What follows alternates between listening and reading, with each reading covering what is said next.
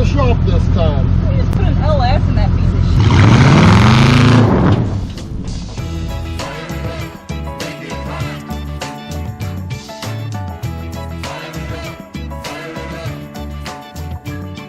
All right.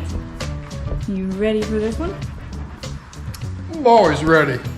You've been waiting on this one for a while. Yep. Today we are going to take this LMG 5.3 liter 2007 out of a GMC. We are going to put new cam bearings in it, rod bearings, main bearings, and all the seals that we need to seal this baby up. Make sure it's got great oil pressure, and then we are going to be able to put it into my beautiful 1974 C20 pickup. I know it's not much to look at, but it is a great truck to drive, so that's all I care about. We've done this in the past. We've never done cam bearings in one before. We're going to do it without taking the cylinder heads off. That's going to be a lot of fun. We're just basically making something for myself for once that we don't normally do. It's a great day. It's the 26th of December and it's 75 degrees outside. So we thought we'd do something for us, and that's what we're doing today. Okay. So let's do it. Let's do it. All right, so what we're gonna do is we're gonna tear this thing down. We've done this before in numerous videos. I'm sure she'll have a link for you. Emily's gonna do most of this tear down, so I don't have to do anything. It's gonna be awesome, Okay. right? We're gonna take, because we're gonna do the cam bearings, we've gotta take the rockers off. You gotta take the tension off of the camshaft lifters, so we've gotta take those off. We're gonna take each piece that we take out of this, and we're gonna keep them all in order. We're not gonna break them up their order any, and make sure that each piece goes back to its corresponding piece. Every time I say that on a video, 50 people come in and say, I build 40 engines a day, and I don't do that because all the parts are the same, right? Same part numbers, all that. All I got to say to that is good for you, okay? I don't care. Somebody that's building an engine would know that if you're doing it for the first time or the 100th time or whatever, it's a great idea to keep all of your parts in order, right? Yes. Okay, so that's what we're gonna do. She'll go at one side and I'll go at the other, and we'll tear this thing apart until we get to a block that's ready to have some cams or cam bearings put in it, and then we'll start off with that, okay? Yeah. Okay, let's do it. Okay.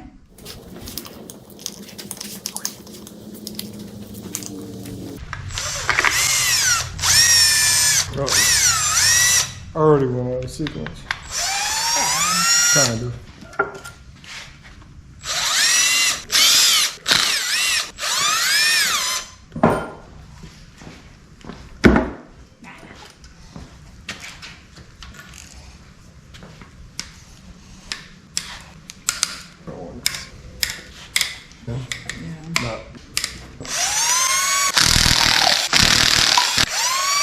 Oh, I like that it's got oil sitting up in the top of the rocker. That's nice.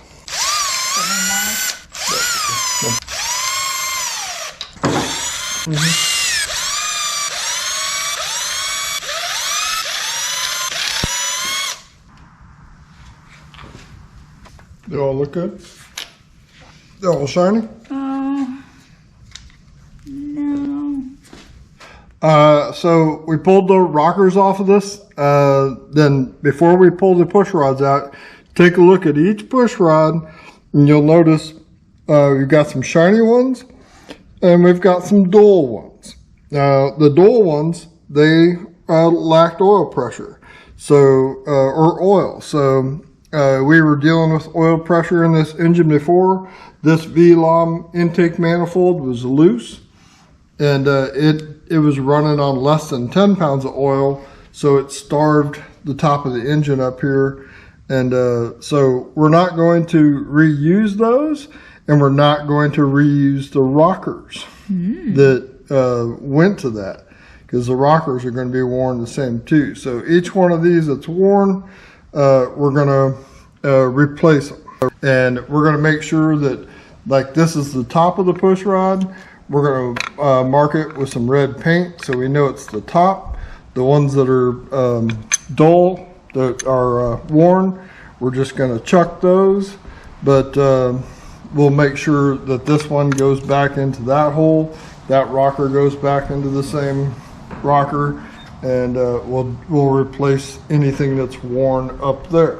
So let's do that. We'll keep that all in line for now, you know, and then we'll replace it when we get to that point. Yep. Okay. Cool. I'm gonna put a red mark on each one of them on the top, and then you just pull it out and keep them in order.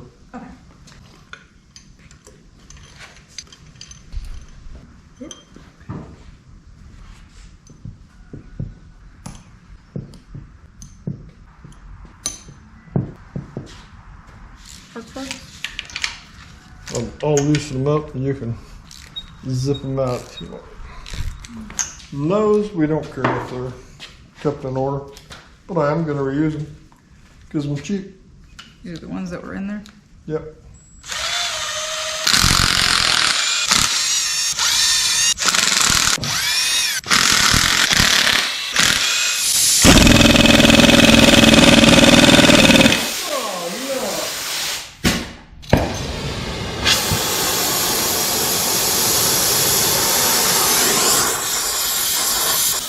A little stuck. It's been on there since 2007.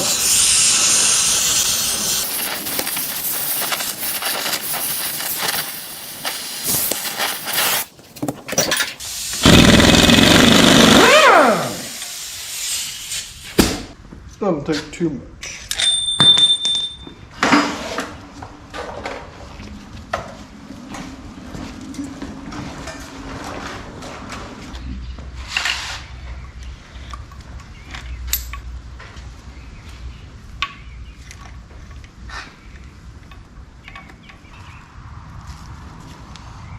We're going to need a ratchet.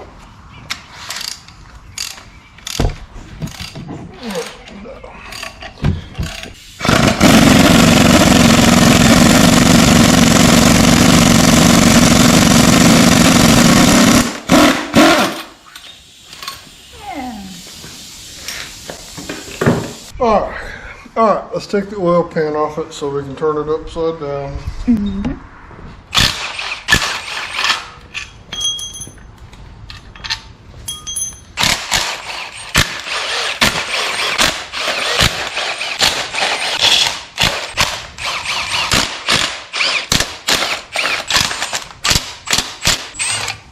You can go ahead and just whip all those off. I'm out. Can you hold your side? I got it. Okay. Alright. We've got the oil pan off it. I like to take the oil pan off with it upright, so all the junk that's in the pan stays in the pan, just in case there's something in there. Looks really nice, so we're happy with that. Let's take the front cover off of it, and we can work on doing the back cover after that. And then after we have those off, we'll take them, roll it upside down and pull the crankshaft out of it. Ooh. Okay? Okay. All right, let's go.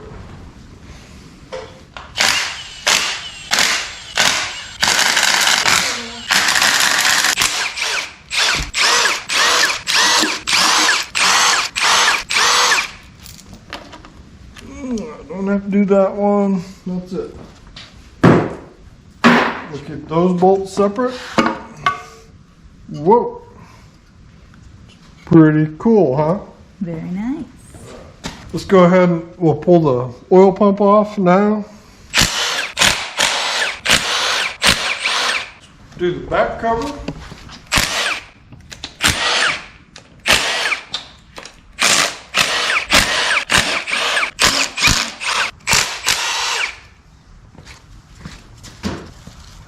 you reach them?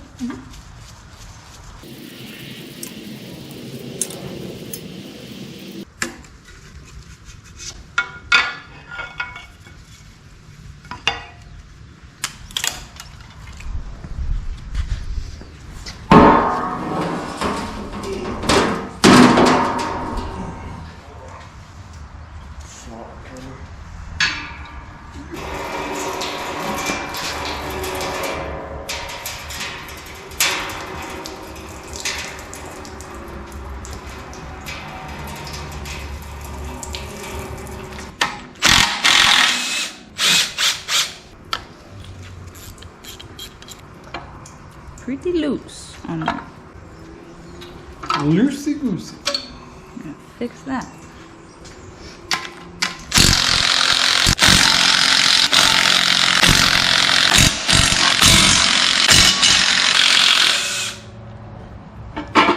We've got the front and back cover off. We're down to the point where we need to pull the cam gear off of it.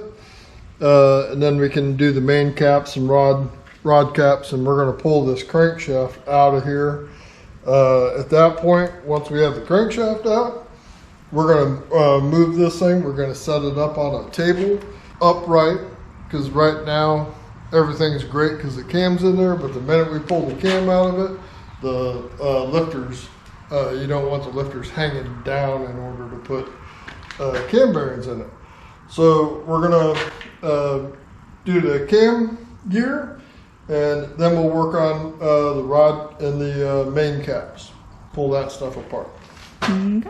Not gonna replace that bolt. So I wanna at least mark it and see what it ends up being at, like when we torque it again. I also wanna mark the front of the chain, because we're gonna reuse this chain.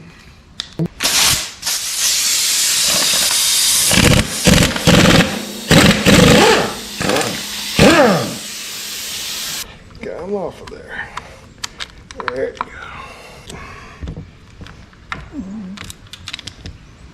Right? There you go. Now, put the cam bolt back in it.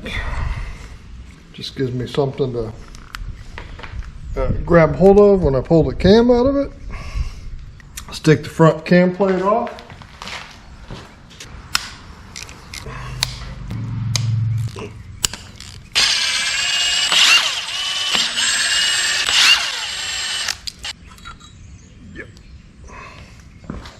Alright, so now we got to pull the crank out of it. So we'll undo all the rod caps. I'm going to position the crank into what I think it would be the best spot for it when we go to pull this thing out. Something we'll have to do very carefully when we do it. Mark those. 1, 2.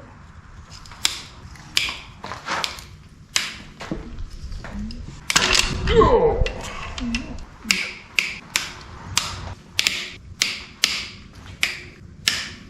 At this point, then we've got each connecting rod is loose. I'm going to turn the crankshaft probably. I'm going to pick a position where I think it'll be the easiest for us to lift the crank out, because we're going to have to take each connecting rod off. They're marked their position, and at that point we'll be holding the connecting rods away from the crankshaft, pushing them away, the pistons all the way down into their bores, and then we got to lift the crank out of there without doing any damage to the crankshaft. So let's do that. What do you think would be the best spot? I don't know. That almost looks, you're gonna have angles no matter what. Right. I'm gonna say this one with number 1, basically at bottom dead center right there. Let's mark that. So that's our position for the crank when we set it back in there. So now we're going to remove each rod cap. I suppose I could help. Okay.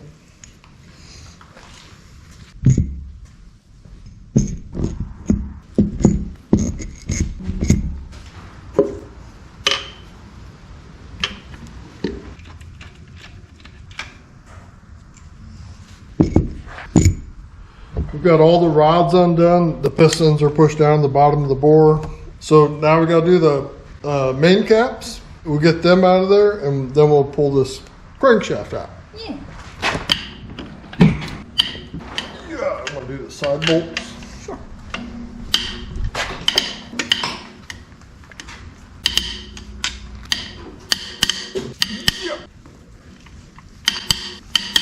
Side ones don't matter so much on this sequence, do they? No.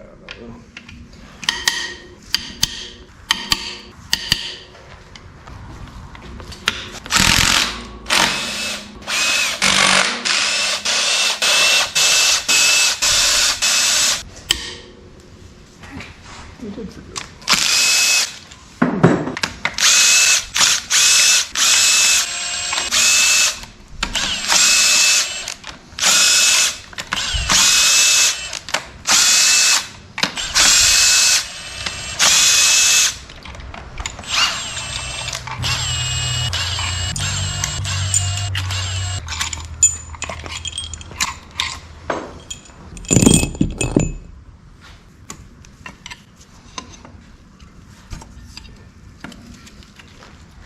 One.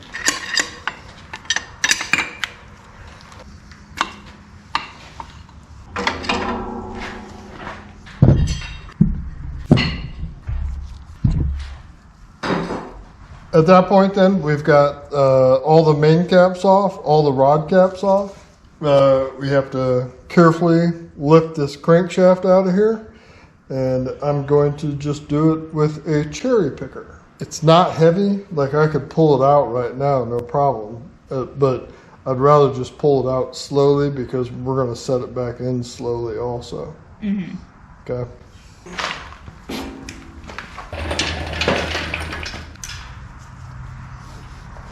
So very slowly we'll lift it out of here, and as you lift it up, I'll make sure nothing is being pulled on.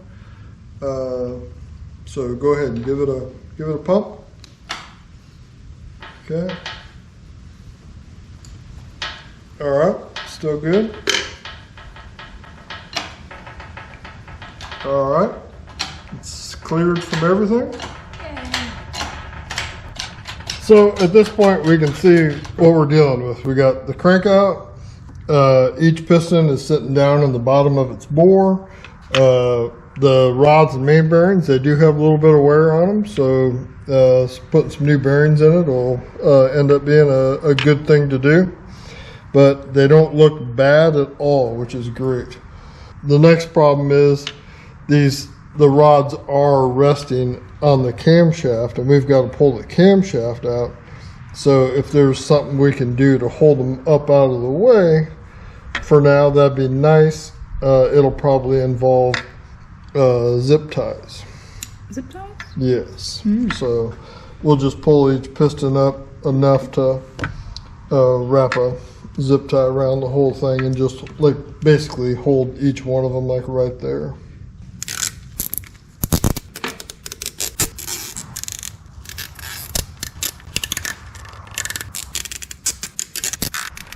So we're at the point now we've got all the connecting rods kind of held off to the side a little bit. They're not going to be affecting us with the camshaft in it.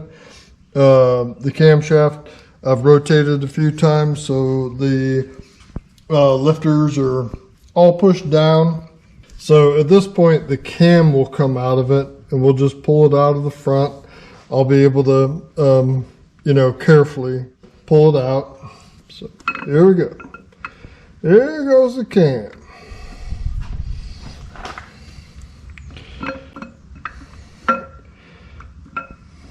We're not going to replace, or we are replacing the cam bearings, so we don't really care about scratching the cam bearings, but we don't want to hurt the cam any, because this is a super nice displacement on demand camshaft. Oh. Everybody's favorite. Cool. All right, come on now. There you go.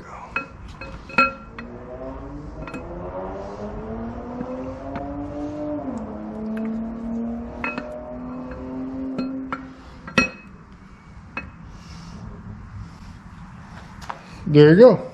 Okay. Take a quick look at it, and it looks really nice still, even though we know it was not getting a bunch of oil, really. All right, so at this point now, we're not going to turn the engine upright. Yeah, because Okay. your lifters will fall down. Yeah, so, but we do have to get to the cam bearings in the back. So we will have to run our install tool through here to do the front bearing. And I had to position this so we could actually get this to come past here. So, but you see how trashed the cam bearings are? That's one of the weak points of these, of the cam bearings. And I didn't want to throw this thing in our pickup and have it know that the cam bearings were probably like that. So, Thanks. okay. All right, at this point then, the cam's out of it. We need to pull the cam bearings out of it and then get the new ones in there. Now, I could just take and turn my engine stand about 20 degrees or so. I can't turn it upright. Don't want to do that. The lifters aren't going to come falling out, but you just don't want to do that. You just want to leave everything the way it is right now. I think instead of messing around with the engine stand, so I can get to the cam bearing like that, I'm just going to set the whole thing up on a bench so I don't even have to mess with the engine stand being there. Yeah. And the engine will be straight because we also have to get those cam bearings in there lined up with their oil galleys. And to me, it just makes better sense in my head, all right? Yeah. But a person could do it however they wanted. I think for us, that's going to be the easiest and least possibility for you making a mistake. Yeah, sure. Right? Mm-hmm. Why is somebody pulling in there? I don't know.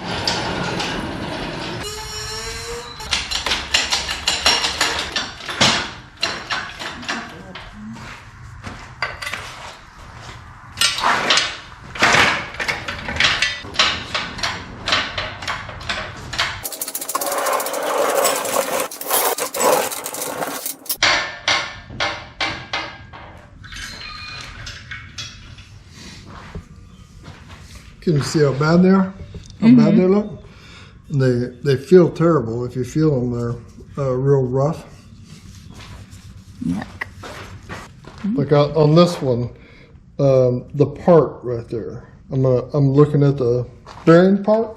I'm just gonna make a mark on it. That's the very top of that, and then I'm going in to where the oil galleys are. And I'm just going to make myself a little mark where each one of them is, just so I know.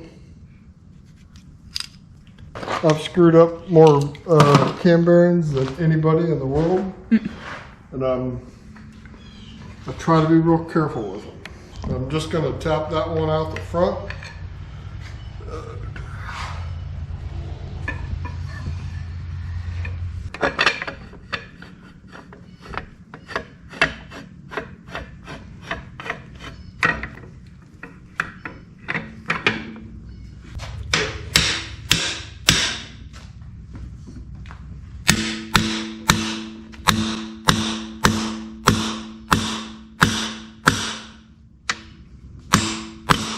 Yay.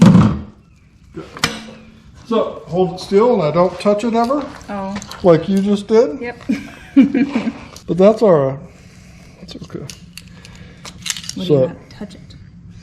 I'm just going to reference where they sit so I know. And then I'm going to mark that that's the front.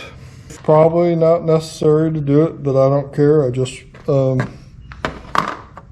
kind of a nervous ninny about them. You don't want to ruin those when you're putting them in, because that one there is it costs $40. So at about $30 to $40 a piece, it adds up. Alright, so I'm gonna just do number 2 then. They're just numbered from the front to back. That one would be number 2. The next one back.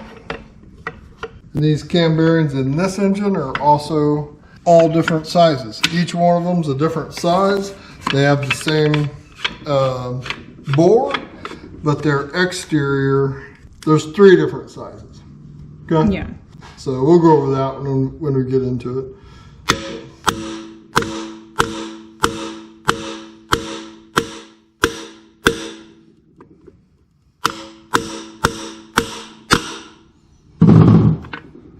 Okay. Now a person could reach in there and grab them because they all 5 of them are going in the same way. Oh, okay. So you make your marks and make sure you get the front one. Yep, but I'm gonna keep that number 2. Oh, it says number 2 on it. It does. Yeah. 2.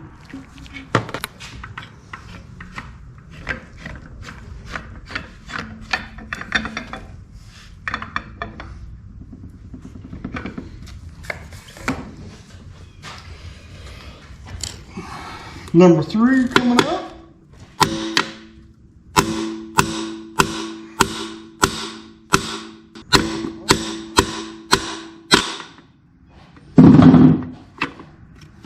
Three. See that one? Does it say number 3? It does. Can you see why we moved the tie rods kind of out of the way? Or the connecting rods? Con rods, like we like to call it. On, Yeah, how it's made. how it's made. Con rods. The con rod. Alright, number 4.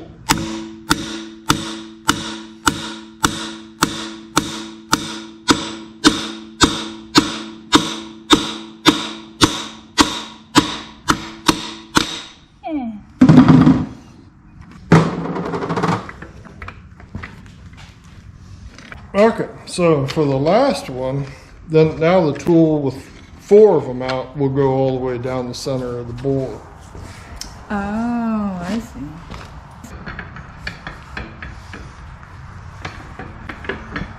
And it fits the tightest in number 3 because that is the smallest exterior bore bearing, but it just makes it through there. Oh, it's over here now. I'm standing there thinking that. I wonder if it'll fly off. Yeah, That one says number 1. yeah, that's fine. That's what they are. So- 1, 2, and 3 probably, because 1 and 5 are the same size. Were you able to look at them really good? These things are trash. Yeah, look at that. They're horrible. What we had 30 pounds of oil pressure in this thing running, but the camshaft looks great, but the bearings look terrible.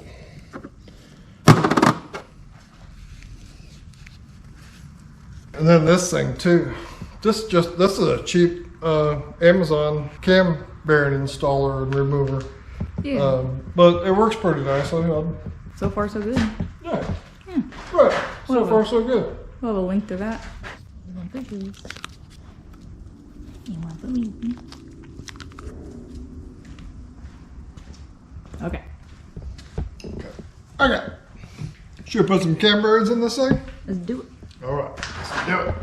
All right. Okay. Like I said, these bearings, there are 3 different sizes. The center bearing is one size. Bearing 1 and 5 are one size, and then bearing 2 and 4 are another size. And that's on this engine. So, like, what you're working on, you have to pay attention to that stuff. What you're ordering, you know, a lot of them that they're just, you can buy a whole set, and they're all the same size. Throw them in. I suppose this was done like this to make assembling them easier, probably. Probably. boring them, I don't know. But that's the way it is. These are individually, you can buy them individually, $30 a piece. So that's why I'm so careful about when I go in with them to not screw them up, because I hate making $30 mistakes. Yeah. And I don't want anybody else to make a $30 mistake. So on this engine, what I would do, I'll start with the back one, number 5. Okay. And then that we'll just go 5, 4, 3, 2, and then we'll have to turn around and we'll do number 1. Okay. So let's do. I got them all labeled. I measured them all. Took a micrometer and checked. Not a mic, dial indicator. Checked them all. Made sure they're all right. They're not something somebody else threw in a box and wasn't correct. On this engine, my options were General Motors, and I really didn't have much options for aftermarket. There were some, but they were really cheap, and that just scares me. When something's too cheap, sometimes you're like, oh no, why is it so cheap? Yeah.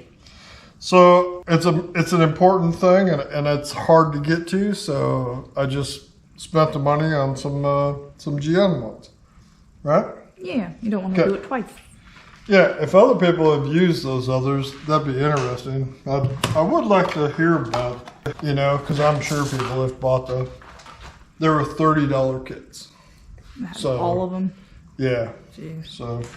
So then I noticed, if you look at this was my number 1 bearing.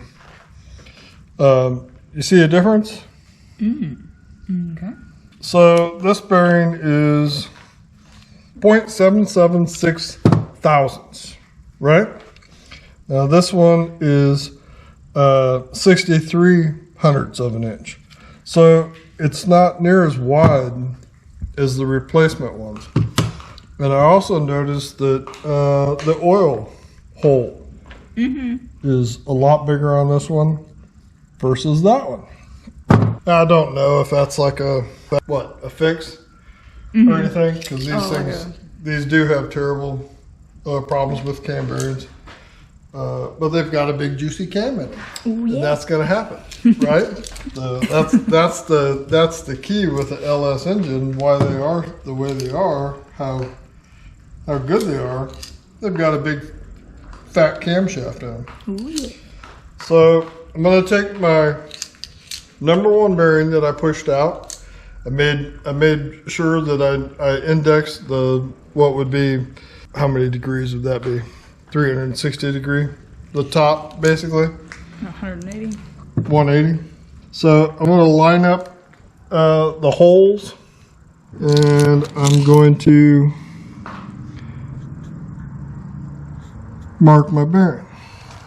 So that'll be my, when I tap it in the same spot, I'm going to line it up.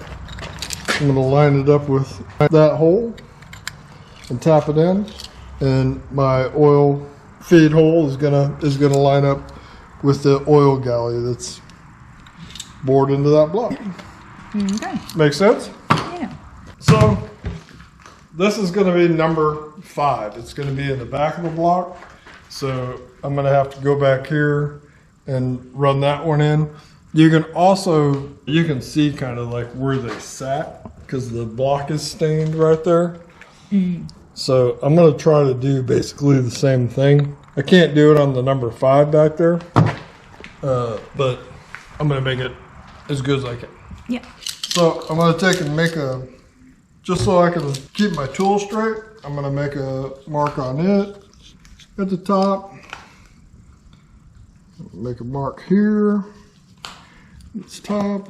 Make sure these stay together. So we'll do number 5 first.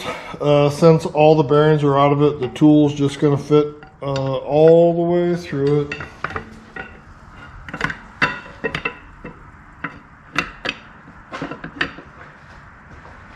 And we'll take our number 5 bearing,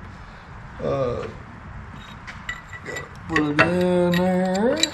Now line my red marks up with the tool. If you're really good at stuff and you don't have to do that, great, but I'm not. So before I go tapping on anything, I'm making sure that it's lined up perfectly. Here we go.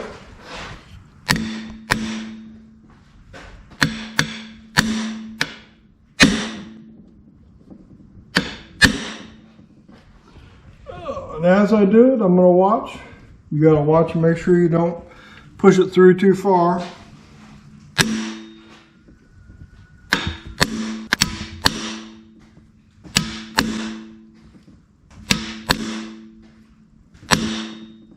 Oh, it's getting close. Okay, one more little tap. Pull the tool out. Look at that. I'm going to make sure I hit the oil galley, so that's good. Now, bearing number 4, the next one back.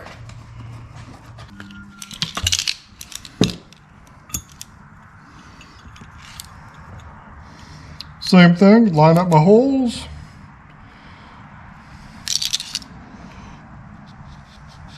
Yeah. Pull the tool back just enough to get the bearing in. Alright, so I got it lined up. Here we go.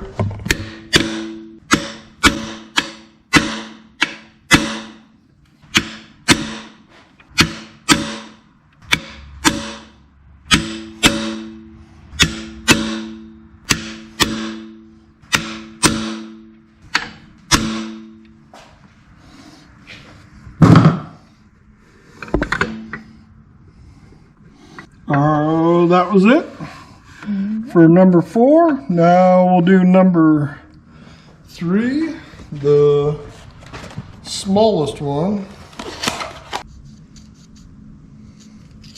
Bruce, did you finish your oinky?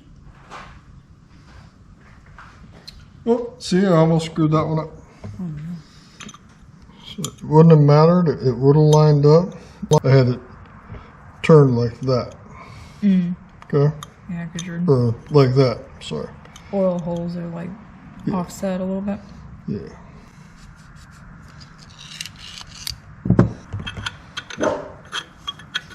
She's not very happy. How did you finish your oinky that fast?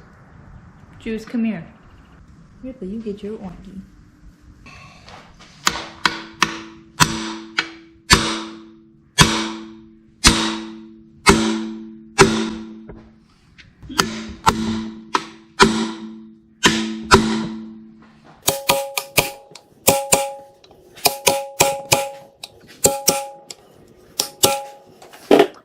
Got it. Yay.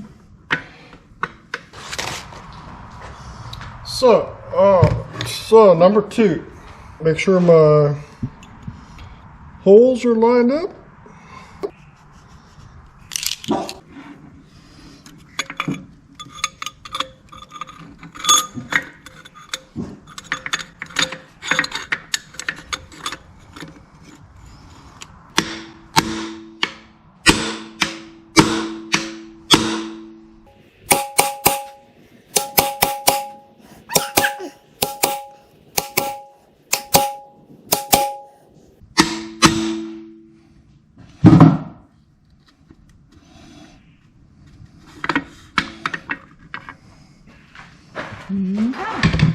So, one more to go. So this next one, then we've got to go through the back of the engine block.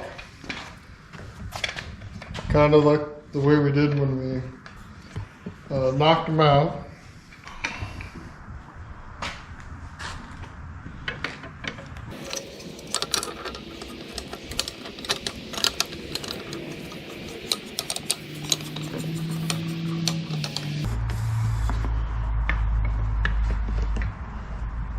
And we'll tap number 1 in. We could have done it the other way, whatever. But the last one has to go in backwards? Doesn't have to. There are some engines you work on that you can't do that. And you have to tap that in as straight as you can, and run the camshaft in, and Hope it works. yeah, you hope you got it nice and straight. But if you didn't, then you got to take and come in with some emery cloth and kind of trim your bearing out a little. Yikes. It's not what you want to do. So this one's going in a different direction, so I got to make sure my hole's lining up on this one. So the last one, you got to put it on the tool, set it in there.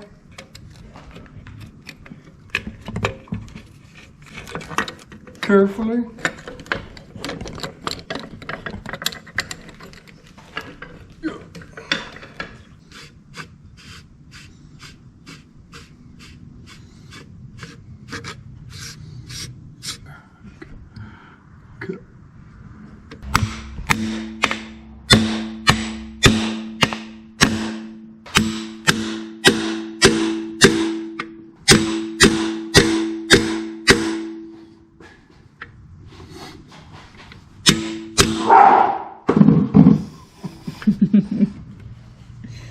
Is that the oinky fight? It was Juice. That is Ripley's oinky. Juice. Hey. Drop it. You drop it. Come here. Give me that. That's not nice. Ripley, do you want your oinky back? Okay. Go eat it then. Ripley likes to savor her oinkies. Oh,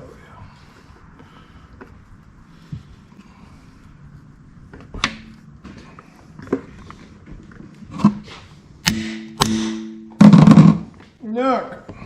So this one, you got to make sure you go all the way in. A little far up. A little bit, I think. Yeah. Because if you don't go far enough, you won't uncover that hole either. So I suppose that's why the holes are bigger. Mm-hmm.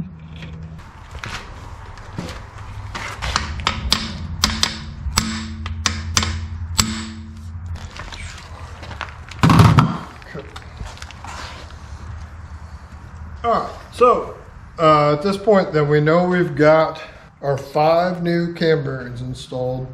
And before I go and move this thing off of our bench here, I'm going to make sure that the cam fits in it nicely. Because if it don't and something's wrong, then I got to, redo something. I'd rather do it now and not have to move the thing again. So I'm going to go ahead and put the cam back in it. If you weren't sure about your alignment on your oil galley holes and that, make sure you take something and look in there really well and make sure you hit them all. But other than that, if you did it that way, everything should line up pretty good and the cam will fit nicely. So for this, I'm going to use some gloves. I'm just going to use some milling cam lube. It's a used cam, but it'll still it's this stuff super sticky, so it'll be nice to have the journals lubed up. Your new bearing. Yeah, new bearing. So good. Is it cherry or strawberry? Hope strawberry. Strawberry would be my favorite. Ooh yeah, way too much. Oh yeah, definitely gonna get comments on that one. I don't care about the lubes. Like I said, it's a used cam. Everything in this thing's got oil on it, but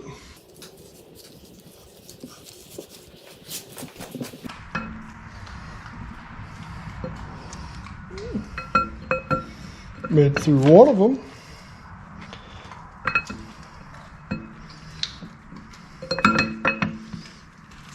Another one.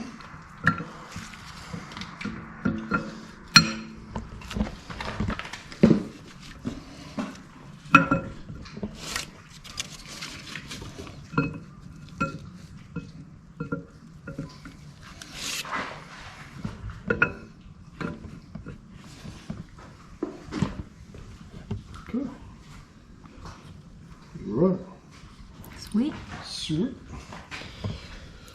Then you make sure it turns freely, which it does. It's kind of sticky because of the that milling lube that's on it, but it turns really nice. It doesn't bind at all, so that's exactly what you want. All right, cam bearings done. Yay. Let's put this baby back on the engine stand. Okay.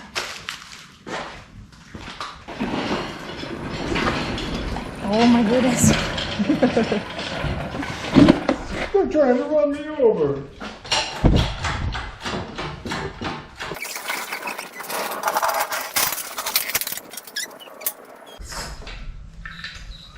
Ooh, that was a little fast.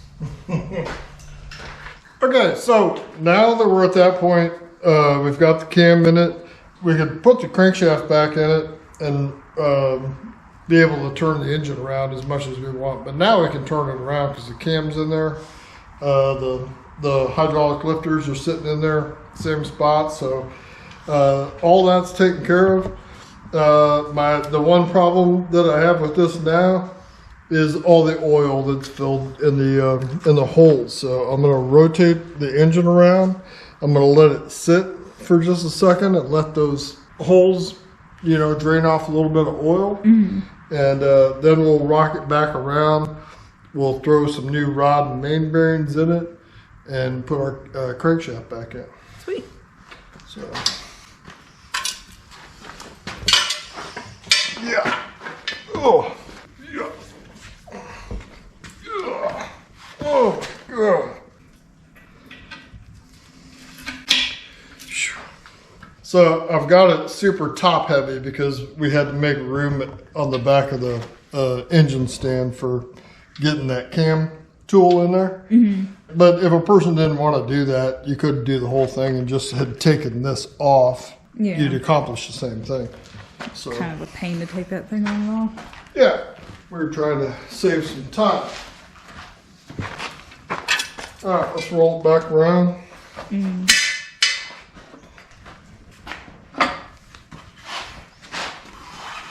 Yeah.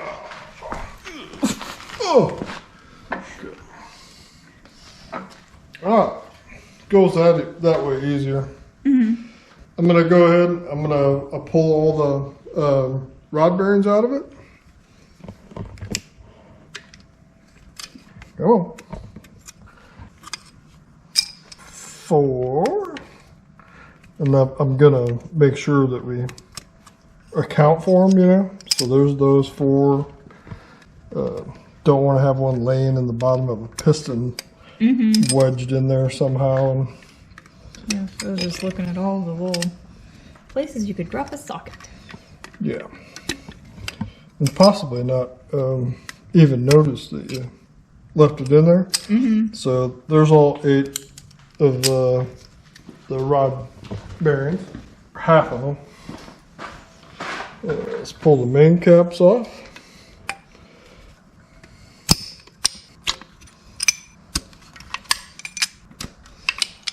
Five of those. Okay. And somebody commented and told us about using coffee filters or lint-free rags to clean your parts. So we're trying it because we have more coffee filters than rags. Not a sponsor. Coffee filters. Mr. Coffee. It does work nice. Yeah, I didn't think they would be like absorbent. But yeah, they're probably cheaper. Yeah. Definitely less lint. For sure. Huh. See, comments can be good. So there you go. Save you a trip to the store. When he made that comment, I was like, I can't believe I've never heard of that. Makes sense. Oh yeah, for doing something like this, really works nice. There's no fuzzies. Nope, I don't see the slightest amount of lint. I'm sold on coffee filters now for doing this. Yeah, that's better than the rags we had. Yeah. And sometimes, like in that one there, you can see a little bit of sludge in there. now's the time to kind of clean that out if you can. If you don't, sludge in there isn't gonna take out a bearing, but why not make it cleaner, you know? Yeah. Alright, so I wanted a little drier than that, so I'm going to use some brake clean on it.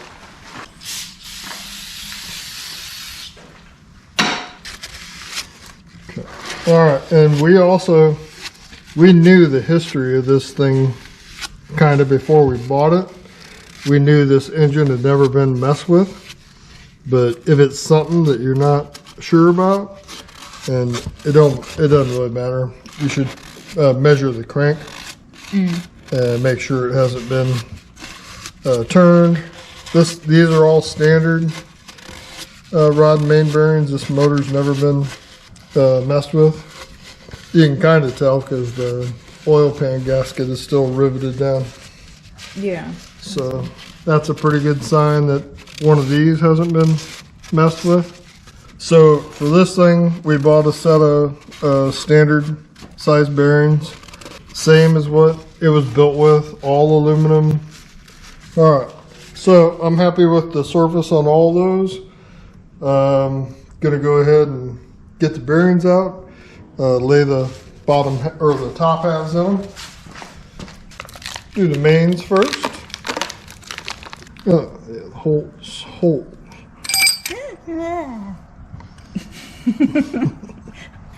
Glad I didn't panic or anything. Yeah, don't panic.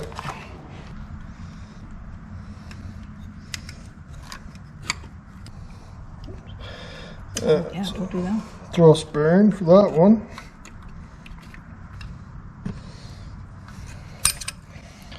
And these are great because they only go in one way, really. It's perfect for us. Double check. They're all of them. They're standard bearings, standard size. We'll put the rest of them off to the side for a second. Rod bearings, don't have to worry about the holes or which side for a rod bearing. They're all the same. Those are easy enough. I could figure it out.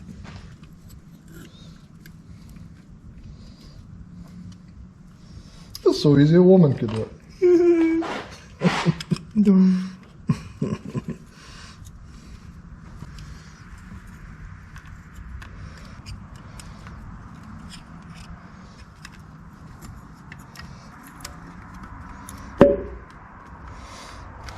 Good. Look good? Sweet. It's like brand new. So we'll give each one of them a little bit of grease, assembly grease. I like this stuff. There's a lot of different stuff out there to use. It's not supposed to look like that. No, but it'll work fine. It's not mixed very well. Now it's starting to look good. Anyway. Because we're going to pre-lube this thing, but I just need something on them. Yeah. You could use motor oil or anything you wanted, as long as it's a lubricant. Don't want to use super glue. Brake clean. No, not brake clean. Yeah. By the time we do the other halves, that stuff will be mixed together good.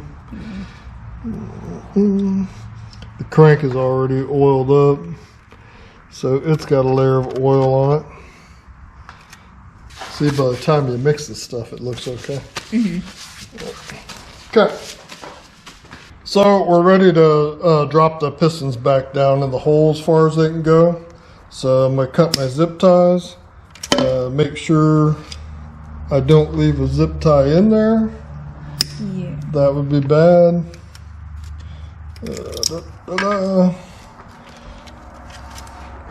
Count for each one of them.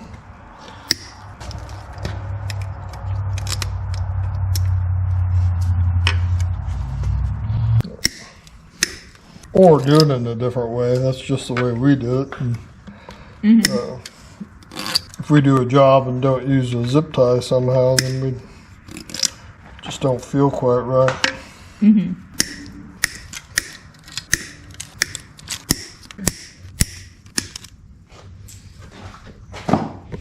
We'll push these pistons back down as far as they'll go. Most of them are already pretty much down there. That's why we took the spark plugs out, because without the spark plugs out, it would be hard to do that. Overcoming the compression of that. That one had some. Okay. Line them up so they're not sitting in there crooked as best as you can. Look good? Pretty straight. Now we got to lift the crankshaft back in there carefully. Very carefully.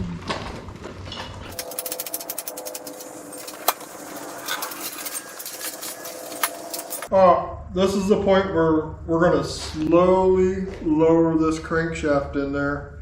This is nice where you have, if you have two people, get one of your family members or a friend to come out and help you do this. Drop it down super slow without hitting anything at all. So bring it down. I'll tell you when to stop. Stop for a second. A little more. Okay, hold on. Now I'm going to bring the number 7 one up. Down just a bit.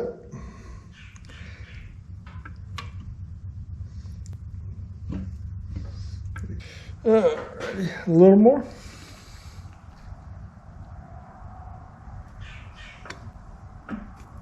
Yeah, a second. Go up just a little bit for me. Okay, yeah, a second. Okay, back down a little. It's far away from all of them right now. What's that?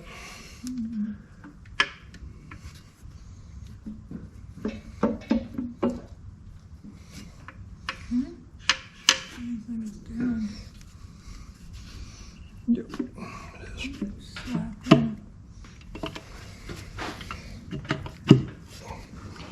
Okay.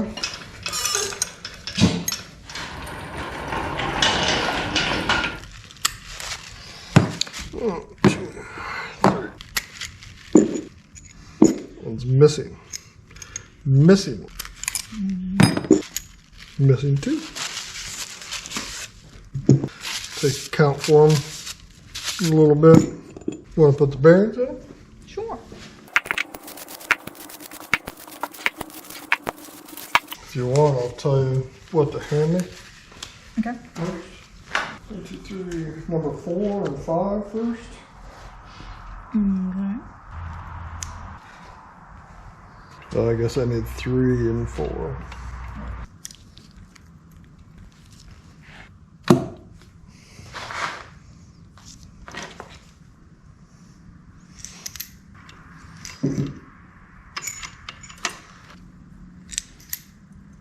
One and 2 would be the next one. 2 then. Is that 2? Yep.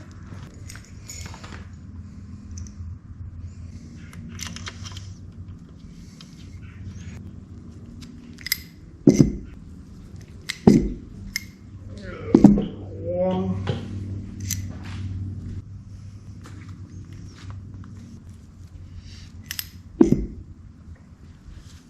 Let's see.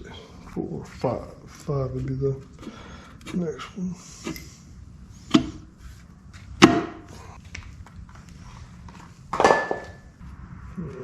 Number 6. Give me a little squirt.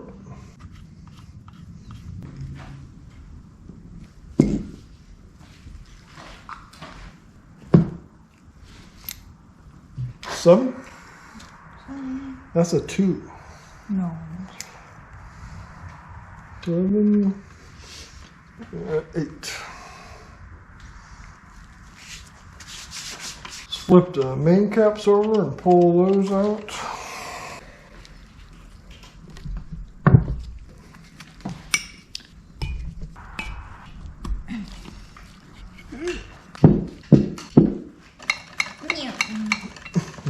waiting for you to notice that one. Sneaking a speed handle in there on me. Oh, this baby's gonna have all the oil pressure in the world. Oh yeah.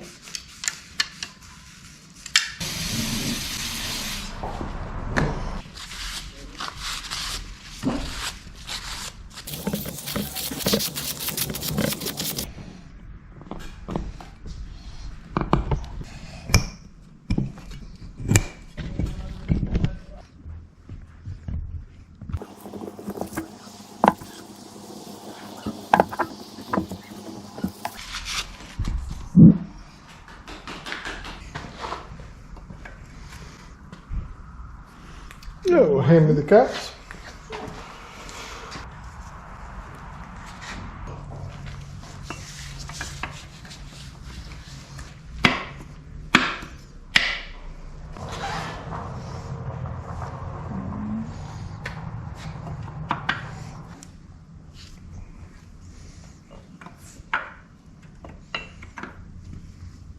We're fine.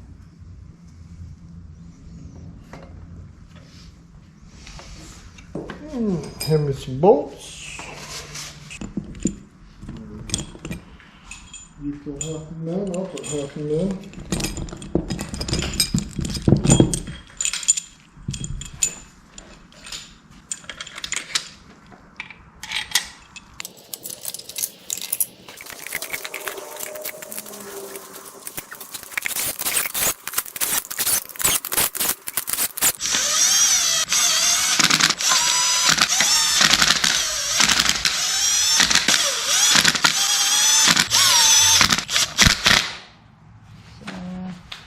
Now we're ready to torque things, Yep. and then the side ones we'll put those in last. Yep. Okay. Correct. Yeah. So, the number 3 thrust bearing. Start by doing that. Center that thing. I'll just snug it down just a tiny little bit.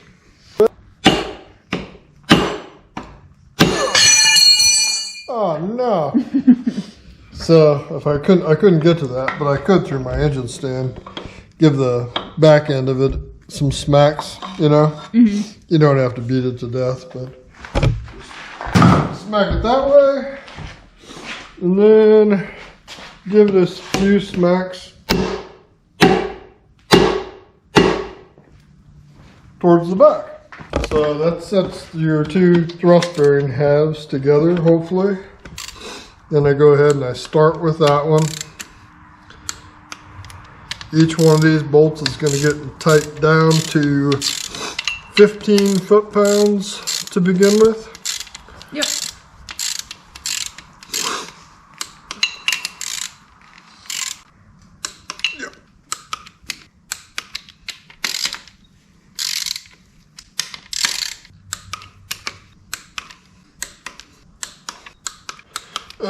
Double check them all.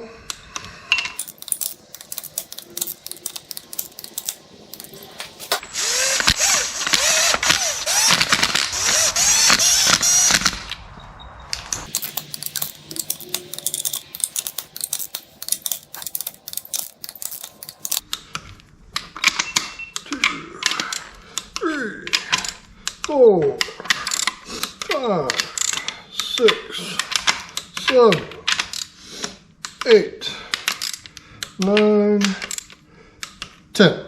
Yay. Each one then is down to 15 foot-pounds. I'm going to take and mark them with a paint pen. Now we're going to have to do some degrees. You want to do the painting? Sure.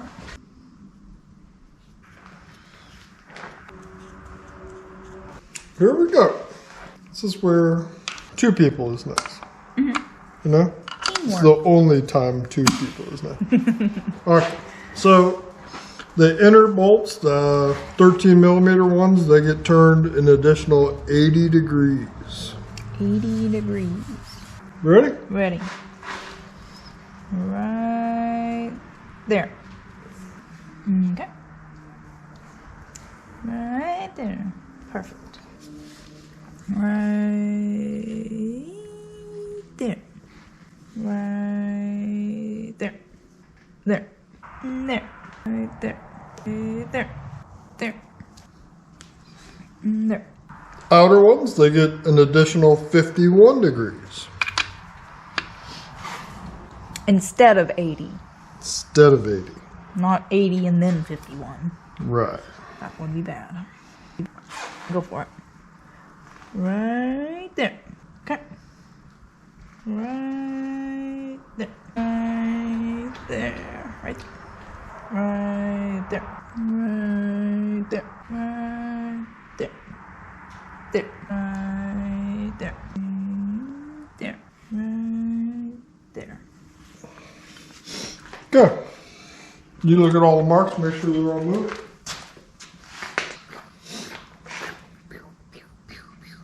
Yep. So the main caps are done. Let's do the rod caps.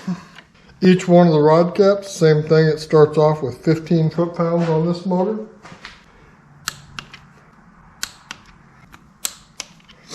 Let's just go ahead and mark them so we only have to rotate it around twice.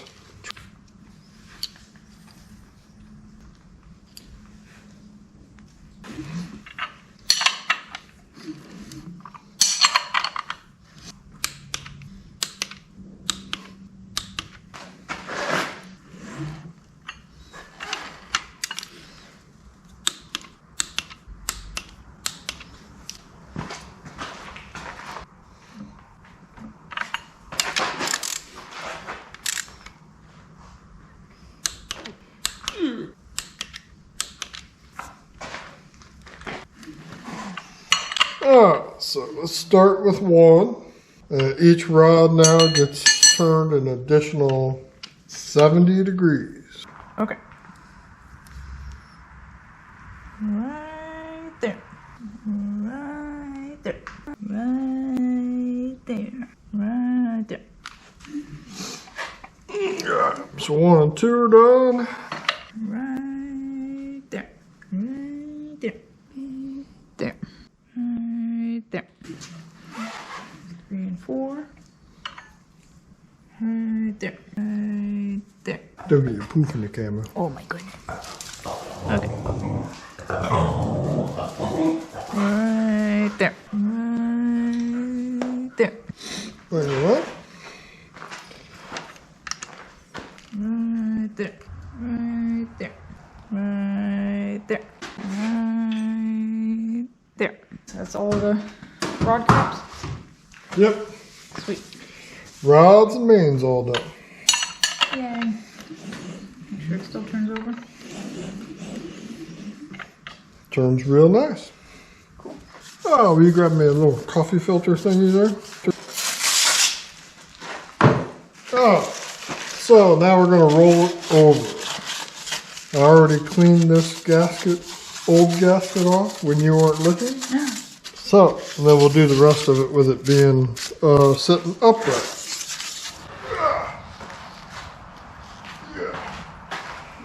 Man, it's heavy. Okay, alright, so let's put the timing gear back on. So we're going to throw a new thrust plate on this thing. So nobody yells at us. So I don't have to hear about it. This thing's already got Loctite on it. They get torqued to what? 11 pounds? Let's see, what are these? T40s, Torx 40s. So it is the thrust plate, so you want to have it lubricated a little. Oh, something.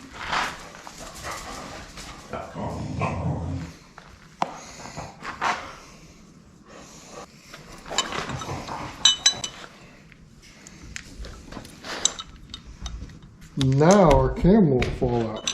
Yeah. Don't have to worry about that anymore.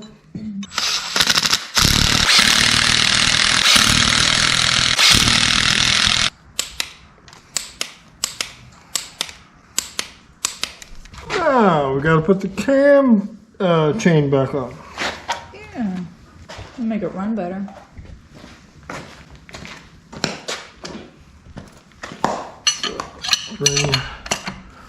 Crank up around. If you're going to insist that there's a chain. Might help.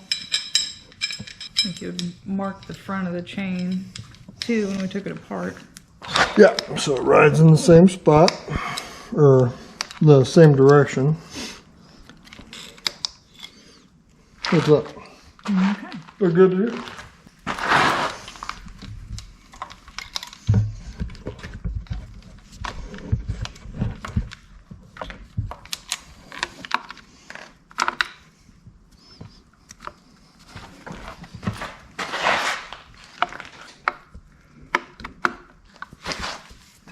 Good? Yeah, you can take some needle nose on the back of the camshaft. Oh, and the two holes. Yeah, and just hold the two together and slip them together. Okay, so pull the pin out of the tensioner. Let the tensioner do its thing. If I was replacing this camshaft, if I was not putting a DOD camshaft back in it like I am here, we would replace the cam gears and the chain. But since I'm just using this cam, I'm not gonna replace them. It gets tightened down to 55 foot-pounds, and then an additional 50 degrees, but it's gonna want to turn on us. So we're gonna have to get the flywheel on it to hold it in place. Then do that. And then if we did that in that gear, we would also replace the tensioner, you know. But, We got another day. yep, that'll be someday when this thing goes bad and needs completely rebuilt, which we'll probably hopefully never see that happen, really. Be fun. All right, oil pump. Okay. All right, we're putting on a Melly now, high volume oil pump, not a high pressure oil pump, but high volume, Yes. right? So, how do we do that? I'm going to give it a little bit of oil.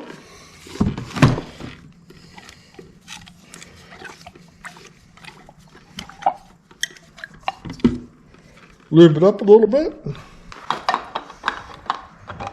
We talked about this before. Come on, get on there. Get on there. It's got to be lined up a little bit sometimes. There it goes. All right. 4 bolts. Oh, dude.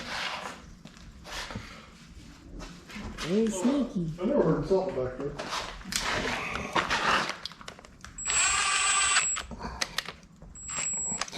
Snug them down.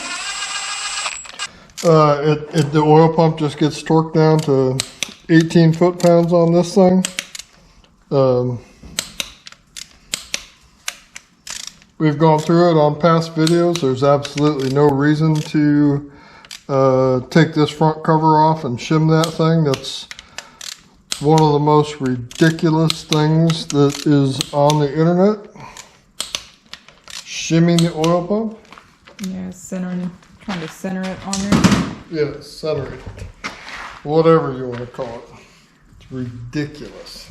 Gone through that before. Yeah. All right. So now let's flip it back over. Do the windage tray, the oil pickup tube, and then we'll probably put it on the chain and do the covers and the oil pan. Oh, okay. Be the quickest thing to do. It'll be easier than fighting with this thing. Yeah. I'm going to put the oil sending unit back in just to keep that clean. Okay, so let's roll it back over, which is easy to do.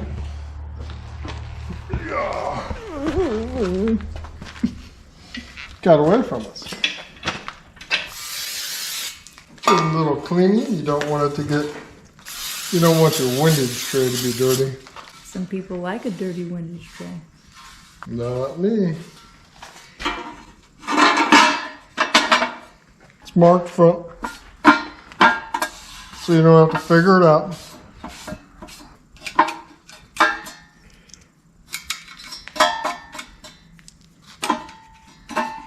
These get torqued down to 18, right? Yep, 18 foot-pounds.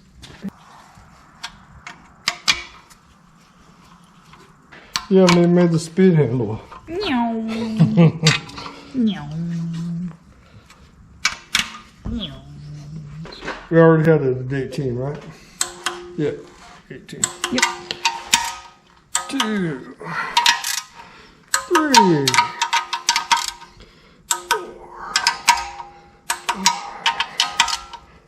6, 7, 8.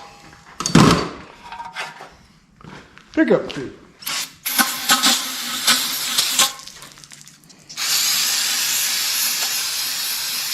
You can always replace these too. Brand new ones, but there's nothing wrong with this one.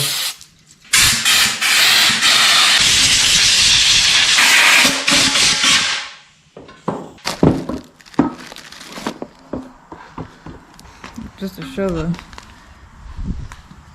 the difference between a new one and an old one. Mm-hmm. How flat the edge. Yeah.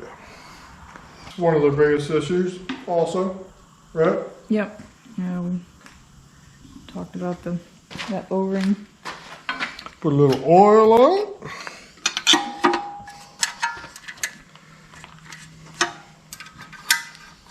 Meow. Meow. You are great at sound effects. Mm-hmm.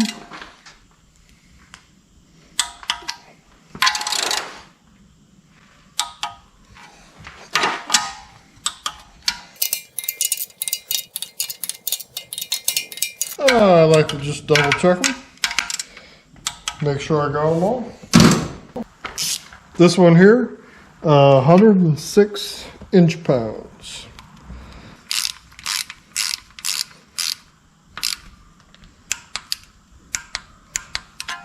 And just for fun, I always just give that oil pump a little bit more oil. Right now it'll just drain down into it. I always think it's a great opportunity to take a break. Mm-hmm. Okay, when Emily was off doing something, God knows what, I snuck the Flexplate back on. Ooh. Right? It's just held on by 2 bolts, but that's what I'm going to use to hold my timing chain, or my timing cam still, so we can torque that thing down and forget about it. I realize that we still have to do the side bolts on the mains. Yeah. So don't think we're going to forget about that. But this is how I'm going to do that. I take this tool, my flywheel holding tool, and it works out perfect on my Oh, I see. engine stand. So it just wedges itself? Yeah, it's like a wedge. Nah, wedgie. Wedge. All right, so 55 foot-pounds. Whoa, there you go. You're pretty close to hitting 55. Mm-hmm. And then it gets another 50 degrees. Okay. Ready? Ready.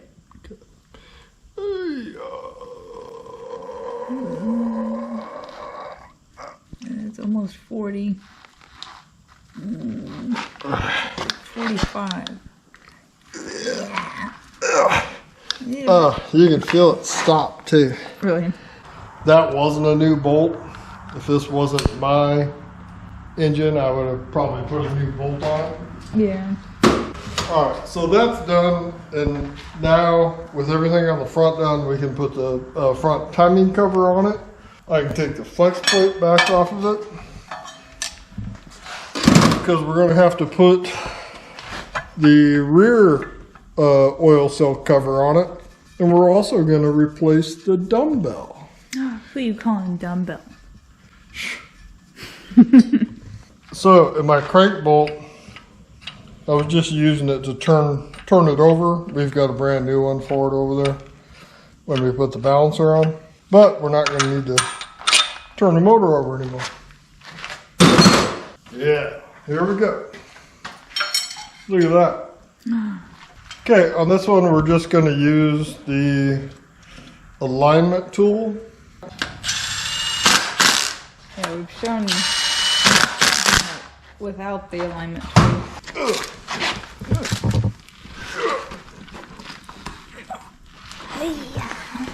So that's tight. We're good there. We made sure our timing marks were lined up when we did it. You did, right? Yeah. So we're gonna put the front timing cover on this thing. Got to get the seal out of it. That was pretty easy. Cleaned it up a little bit.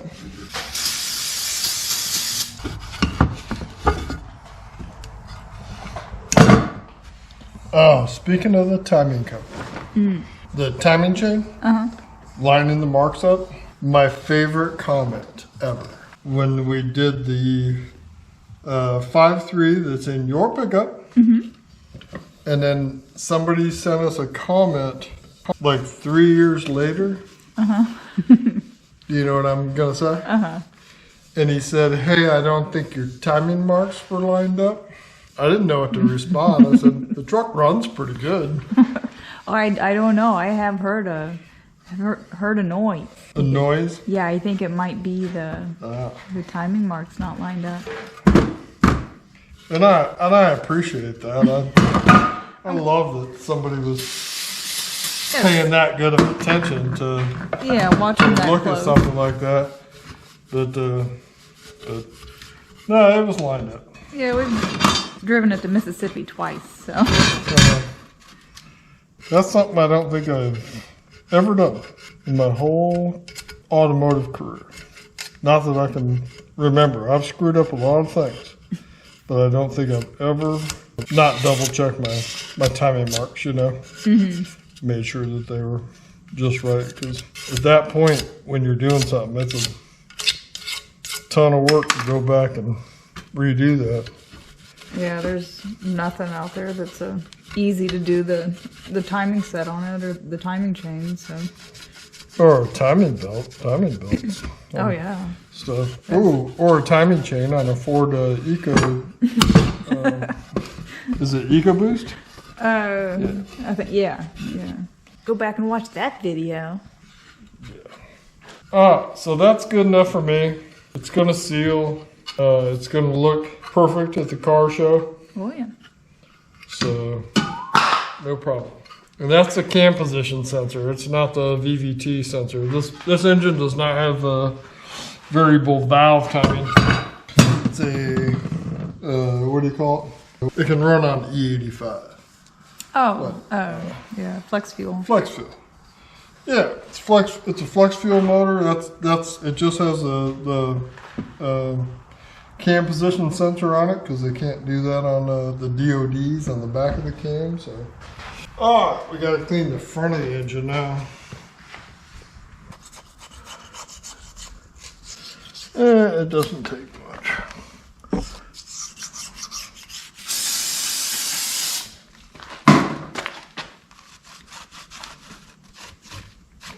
Looks good, right? Yeah. Good. Gasket.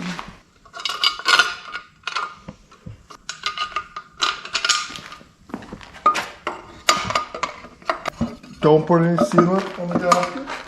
Don't need it, right? We will when we do the oil pan. Definitely. Don't run them down tight.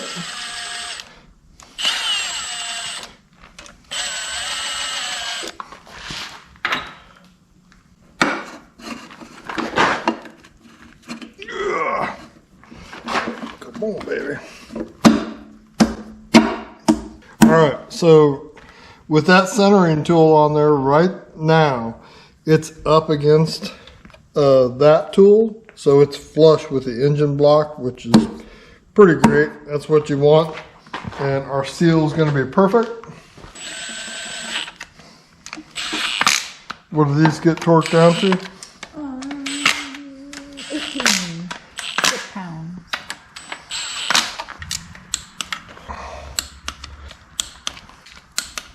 Five, 6, 7, 8, 9.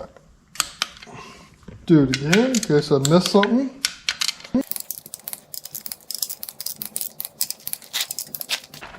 Perfect. Gasket set came with a O-ring for that one. I'm not going to do it, but absolutely could. Came with it. So now let's do the seal. This seal is super simple. It's a no-brainer. You can tell what direction it goes in.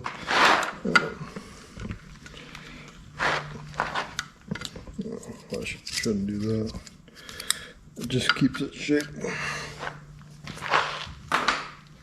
And then I just use this thing to tap it in.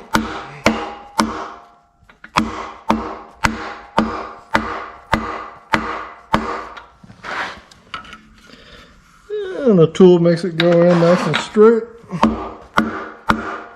They probably don't want you to use that tool for that, but I don't care. It works nicely.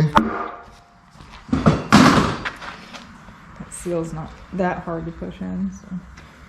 So feel it. Absolutely do that one dry.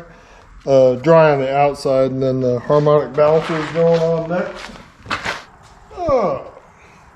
Alright, I'm trying to do as much stuff to it as I can with it on the engine stand. So I'm going to put the harmonic balancer on it.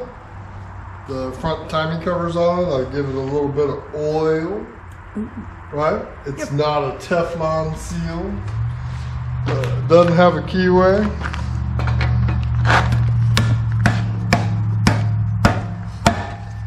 Okay.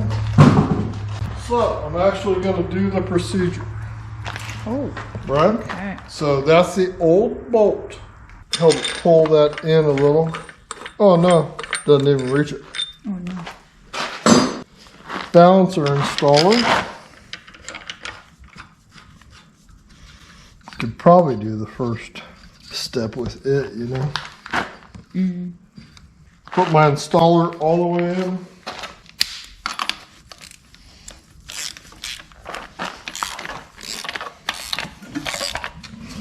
Oh no, the engine's turning. So, what can we do? Let's do this. Let's put this on again. We'll put it on the top. Right there. Oh, now it's not turning. Heck, it will though. Guarantee you. I'm just gonna help. Yeah. Okay. That way I don't have to hold it.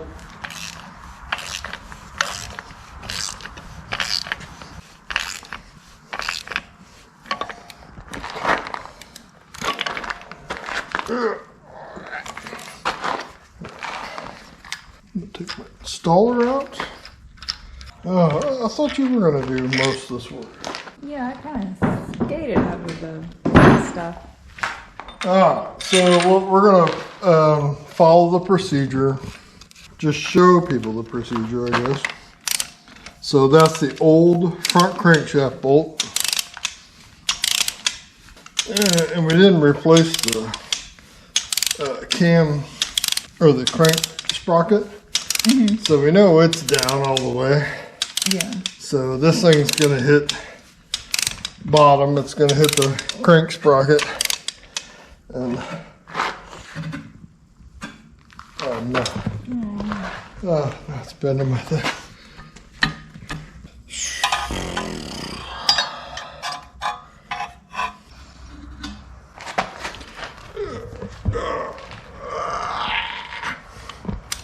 Okay, so what, 240? Yep. Good grief.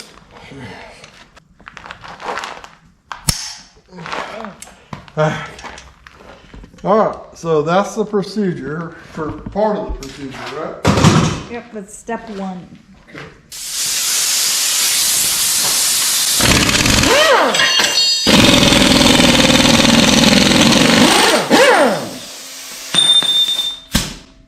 So that's it for that bolt.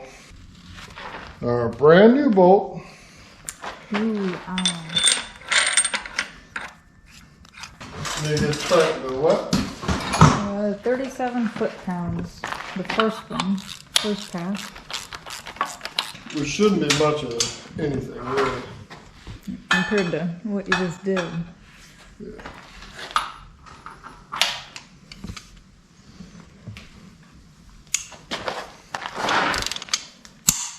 Not hardly any.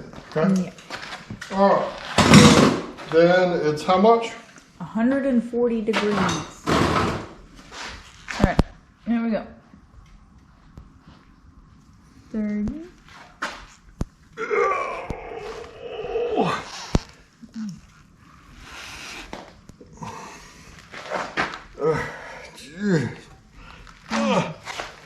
Where are we at now? That's 90 right there. Okay. So we're at 90? Mm-hmm. Okay. It's not turning. Have we hit 100 yet? Yeah, we're 110. 110. So we got 20 degrees to go. 30 to go. Okay. So, bigger bar.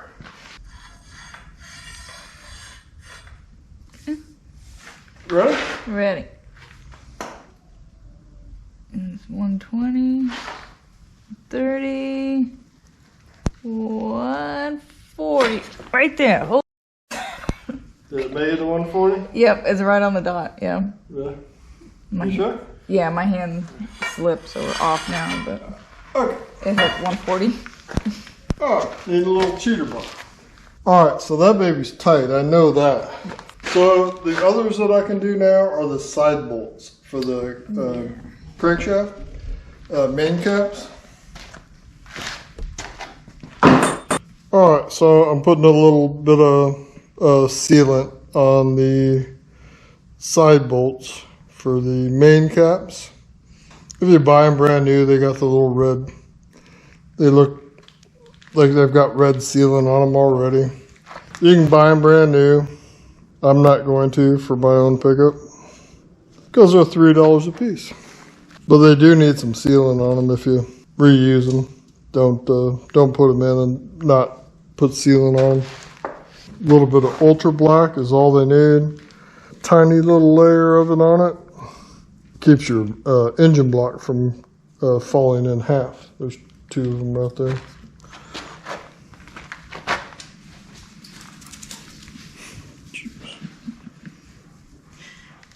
There they go.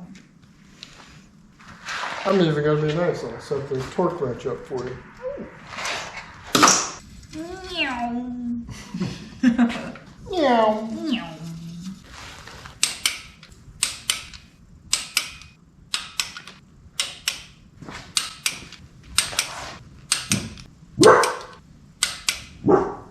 All right, we're gonna do the most we can on this thing tonight with it on the engine stand. So the left-hand side rockers and push rods were all okay. So we're gonna go ahead and install those.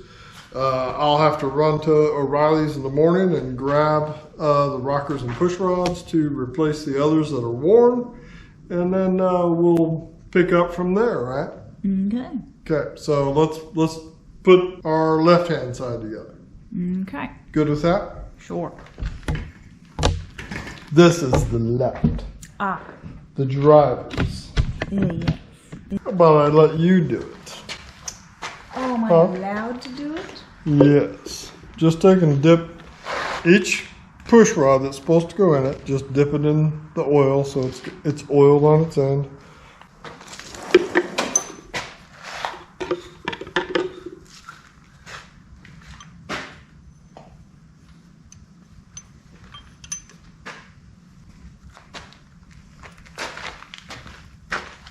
Did you notice the red marks? I did. That's where we mark the top of the push rod so you don't put one in upside down. So it's got the same wear pattern. Same steps, rub it on the same stuff.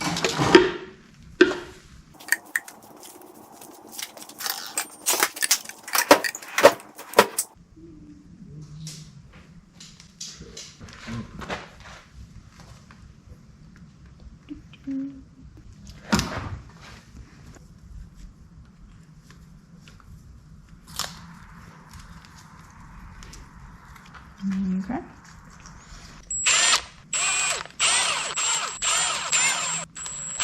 I'd almost do them all at 18 and then do 22. Just to get them down. Yeah.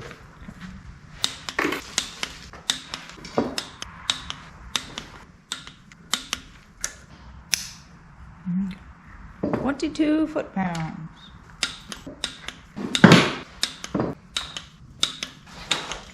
Okey doke. Got 'em? Yep. All right, let's put the valve cover on it. Okay. All right, go for it. Sure you got them all tight? I did. I double checked.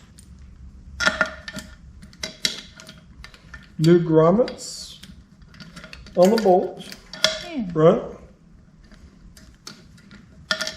And new gaskets. Now I know these are 106. Yep.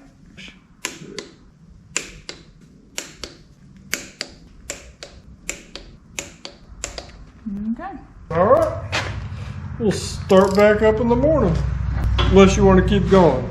If we had some push rods, we could do it. Yeah. I wasn't expecting the push rod problem. So we'll go get them in the morning, and all we got to do is the valve covers, the rear cover, the dumbbell, and the oil pan, and we will be back to where we were. Yeah. Okay, let's do it. Do it.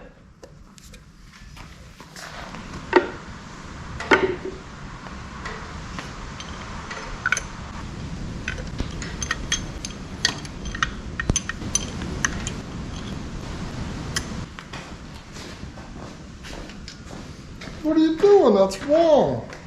Nuh-uh. I watched a video on YouTube. It's definitely wrong, man. Did you see I already put some I did. I wanted to do it. I was already there. grease on it? Sure is a nice day. It is. Does not feel like Christmas time. That's a question I had yesterday. Like when they are a little crooked, do they straighten themselves out, or do I need to? Yeah, it's nice though if you start them like that. As they sit down on the seat and everything centers. Do I need to back that one off then? No. Okay. Make sure it still turns over. The procedure is you're supposed to do, certain ones on top dead center. Yeah, rotate it. I don't really see how that would affect it all. I've never done it, and I've never had a problem with it. But I do make sure it turns okay. You want the valves to open Oh yeah. and close. Yeah. Okay, that's good. Start them all first before you make anything stuck. Somebody's got to clean all this. How are we gonna paint that?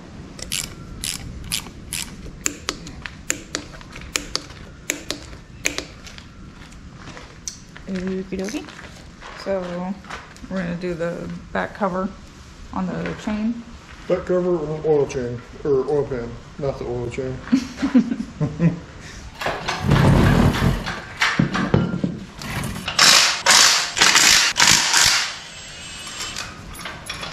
Well, crank it up. All right, we're nearing the end. We only have a few more pieces to go on this.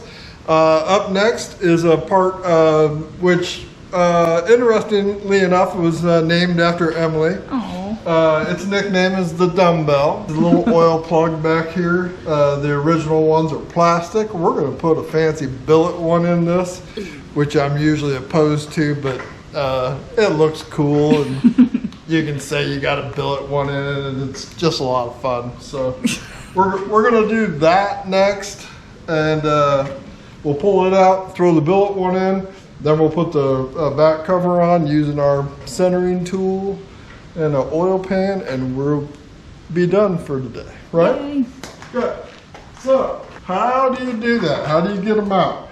Well, I usually don't replace them unless, most of the time, they're going to a machine shop, and the The end of the galley is at the other side of the engine block. It's covered by the timing cover now, but it's the oil galley that shoots through there. And they pulled this plug out for me, and then they knocked the freeze plug out at the end. So it all gets cleaned out pretty good. But if you're just gonna take one out, a self-tapping screw like a drywall screw, I do have some screws that would work a little better.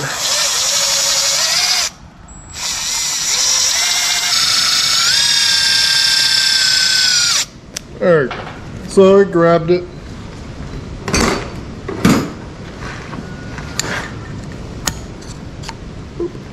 There you go. So that's the Emily plug, or the dumbbell plug, like some people like to call it. That's not very nice. Okay. So there you go. Our fancy aluminum. And there'll be links to all these parts, right? Oh yeah. Okay. Not to this one though, because this one's made in China. But Melling makes one of these now. Oh really? Oh cool. Yeah. So actually, if I was going to spend a little cash on it, like if this was a brand new motor that I was building, I'd probably buy the Melling one, just because I love Melling parts. They've been around forever. But now now I've noticed that they're double O-ringing the inside galley, and then you've got the outer one on it also. So the plastic plug was just basically a little feathered plastic plug that was stopping up the oil, and then with the O-ring on the end. So these are newfangled and pretty cool. When they do go bad, a decent one, they already have a hole in the end of them with threads, so you can grab hold of them with a machine screw. You don't have to drill Pull them in. right out and reuse them too. So that would be the only thing, though probably for me, like a selling point for them. It's reusable. Yeah. Okay. Yeah. But otherwise, I mean, people are always saying, "Oh, my Emily plug is leaking." People don't say And, that. I have yet to see one that was leaking and caused some kind of a problem. A lot of times I fix something that I don't even really know I fixed it, Yeah. but then I think it was something else. You know what I mean? Yeah. Like on this thing, if I had thrown just an oil pump on this thing, it probably would have fixed it for a while. Yeah, as bad as the O-ring was on the pickup tube. And it would have got more oil up to the top, and it would have got some life out of the engine.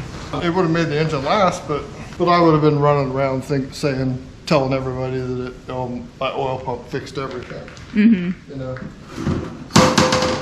So with the 3 O-rings, it does go in kind of hard, but it does stays in there pretty good.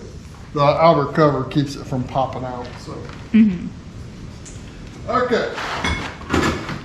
Rear cover. Let's put that baby up.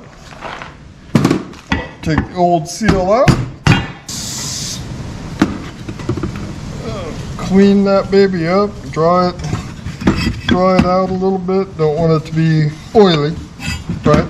Like your hair. Babe, you're so mean today. I don't know. It's the weather.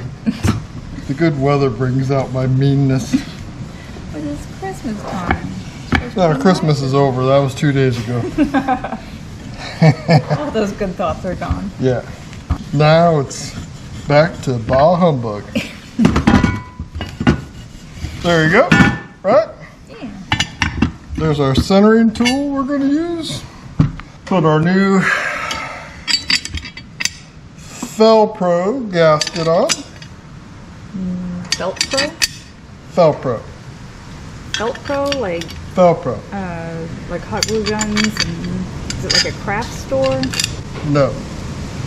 It's Felpro. Still not a sponsor. I don't think they could afford to sponsor us. Don't think so. No. I don't know. I think Felpro's doing okay. I doubt it. I doubt it. I don't think they can afford to supply us with gaskets. Okay, ready? These go on with absolutely nothing. No silicone added to them or anything. weather pretty cool, I think.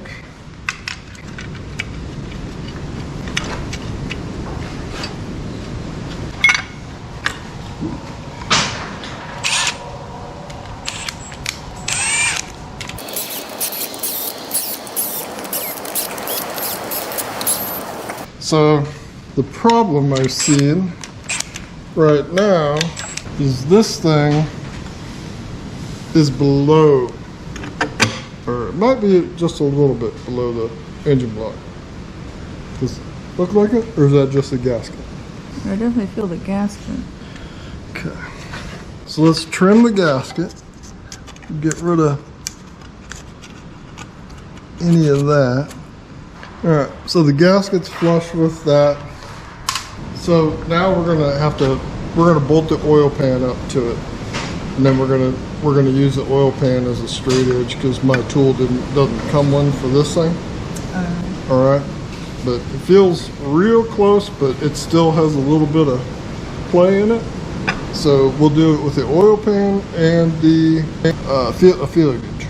So you don't tighten these all the way down just yet. You just make them snug enough to where that thing will still move a little.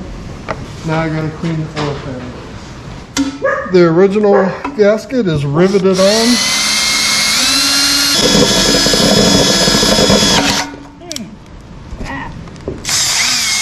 Alright, so I make sure my rivet is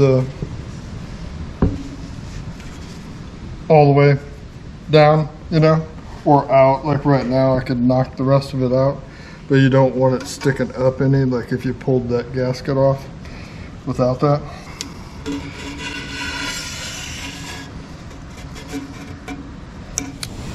Okay, back from a oil pan cleaning break. Probably should have done that last night, but we were busy arguing. And I didn't do the outside. I'm going to do the nice outside cleaning on it at some point, but not today. Put it up there without a gasket on it.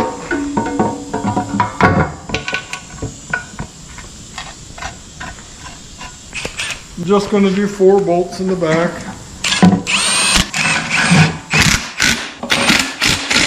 So I don't see any kind of a gap there, do you? No. No. Tight. Centering rings on. There's no gap, but it's not dropped below the pan. It's like if this thing fit tight, if it was pushing up on it or something, then I would think for some reason that that's dropped down, like if you had a really bad main bearing, but we know we don't. So it fits nice. I can tighten it down right there and it'll seal that oil pan in the rear crank up really nice. Oh, I don't remember what's the torque spec for those? 22, is that right? Yep, 22 foot-pounds. It's 9.5 corns. 9.5 corns, huh? Yeah, if you're using the corn torque method at home. Well, of course it is. Okay. All right. I know there's a torque sequence for this, but I just start in the center like on most gaskets, and I work my way around. You can go look it up. Send me a message and tell me what it is, and then I'll use it the next time. Yeah. But I just didn't have time today. I've done this and forgot to put the dumbbell in. I remembered it when I saw it sitting on the bench and then had to tear it back apart and redo it, but I have done that. I've done about every mistake you could think of. That's how you learn, though. You're making mistakes, it means you're doing it. That's right. That's how I look at my relationships in my life.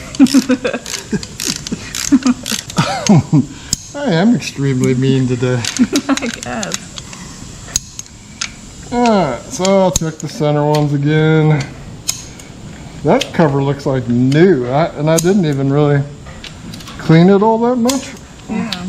And this thing was, the rear main was leaking a little. Yeah, you can see it kind of on the flex plate. Okay, so that's it for that rear cover. We'll just leave that on for now. Let's take the oil pan back off.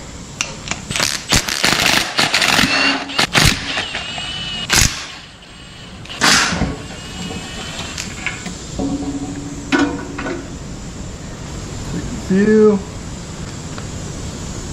Feels real good. You like it? I like that. So let's do the oil pan now, right? We can put the oil pan on. Yeah.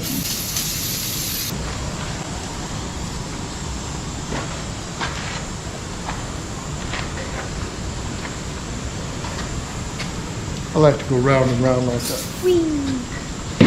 Okay, then while we're here, that is the pressure relief valve.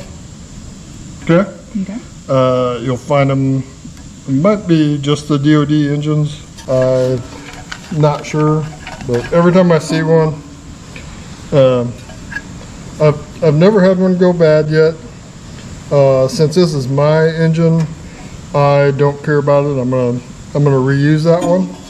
I'm not worried about it, basically. Yeah.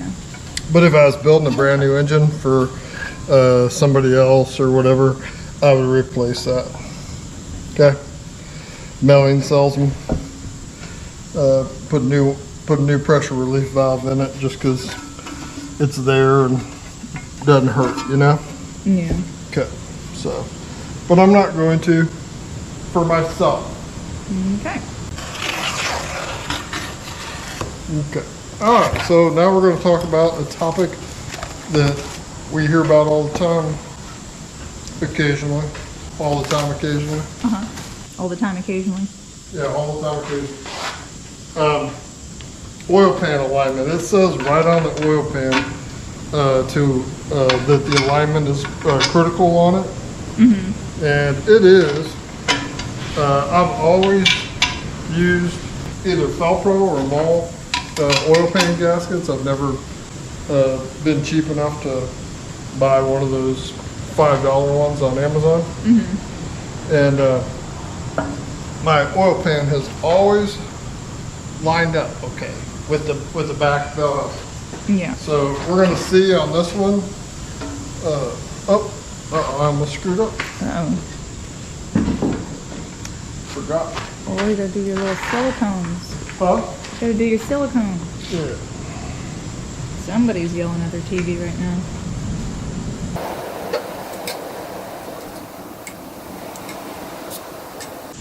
It's all the silicone you need for this entire engine. 4 little dabs.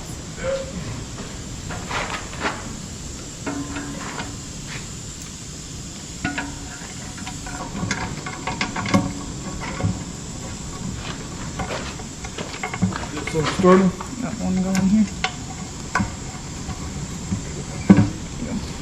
Cut.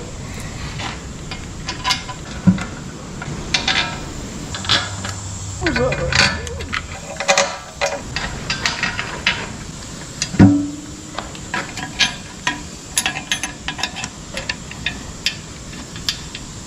See, it's this edge right here that it needs to be flush with, but it also has to be flush with this straight line, but there's no kind of thing to hit because the starter's gone. So you can do it with a straight edge. I always just check them. I've always just checked them with this when I got down to that point.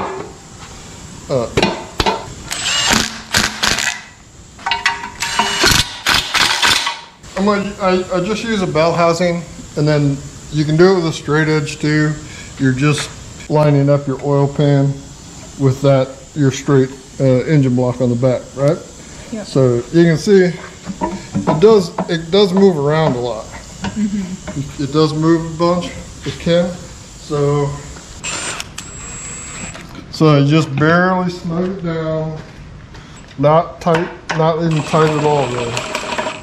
Oh no, I grabbed the wrong bell housing. Oh no, that's a bell housing for a 4.3. What a piece of junk. How do we have that? Huh? How do we have that? I didn't even realize it was for a 4.3. It'll be on Marketplace next week. $600. Yeah. Oh yeah. I love seeing those on Marketplace. It's like, I've got a LS bell housing, one owner, $400. Junk. Where it belongs. That's a scrap pile. I'll be back.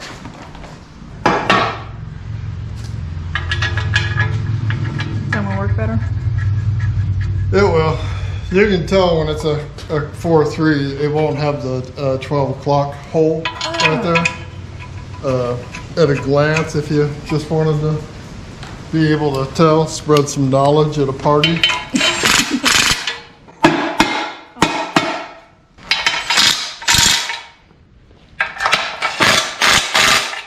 There. So what they want you to do then is start your bolts. They go into the back of the oil pan.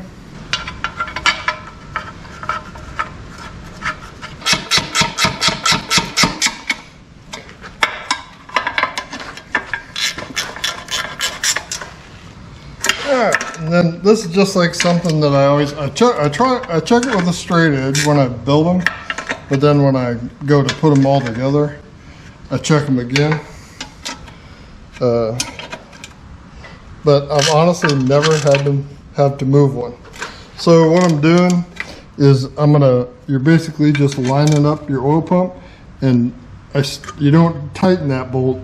You bring it to where it's actually holding the pump, or holding the pan, but you don't want it to be holding it away, right? Because the pan's got to lift up just a little bit. Yeah. So you give it just enough to where it holds the two halves together, and then the pan, when I draw it up, it'll work perfectly.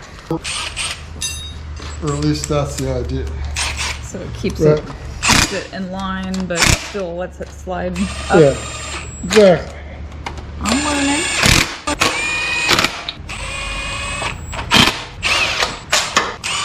Baby's almost sealed up. Yeah. Two little ones down here. Don't go crazy on those with an impact. Be very careful. And 22, right? Or 18. 18. 18 on these, and then these little guys, 106. 106. This is where I gotta hold it.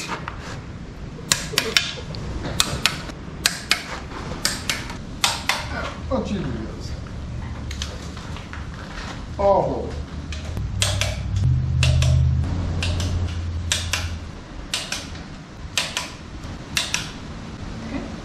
Yep, let me redo mine a little.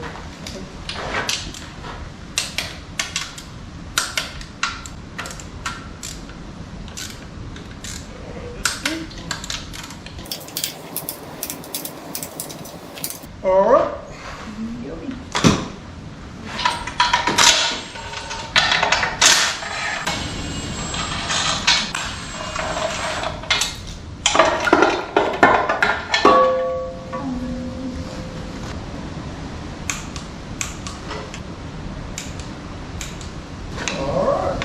So that's that with the centering block, or with my centering tool. Okay. Right? Oh, kind of. Kinda, you gotta put a seal in there now. Yeah. All right. So, crankshaft is dry. I'm gonna go off on something here in just a second.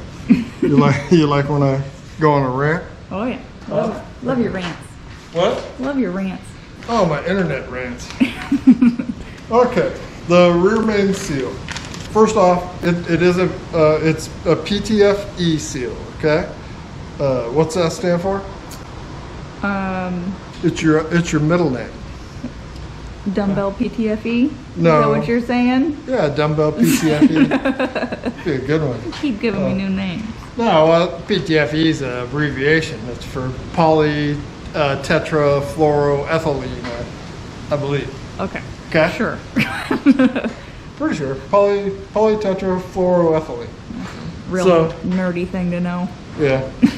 Okay, so that no big deal. They want these things to go on dry, and I think I could be wrong. The reason is what they do is when you put them on dry, when they first start up, they warm up and they put like a little layer of Teflon basically, Teflon slick, you know? Yeah. And it basically, I think it like puts a little layer on the crankshaft. Plus you got your seal. It's just two good sealing surfaces going on, and that's why they want it installed dry. They say they recommend it dry. Okay, so my rant.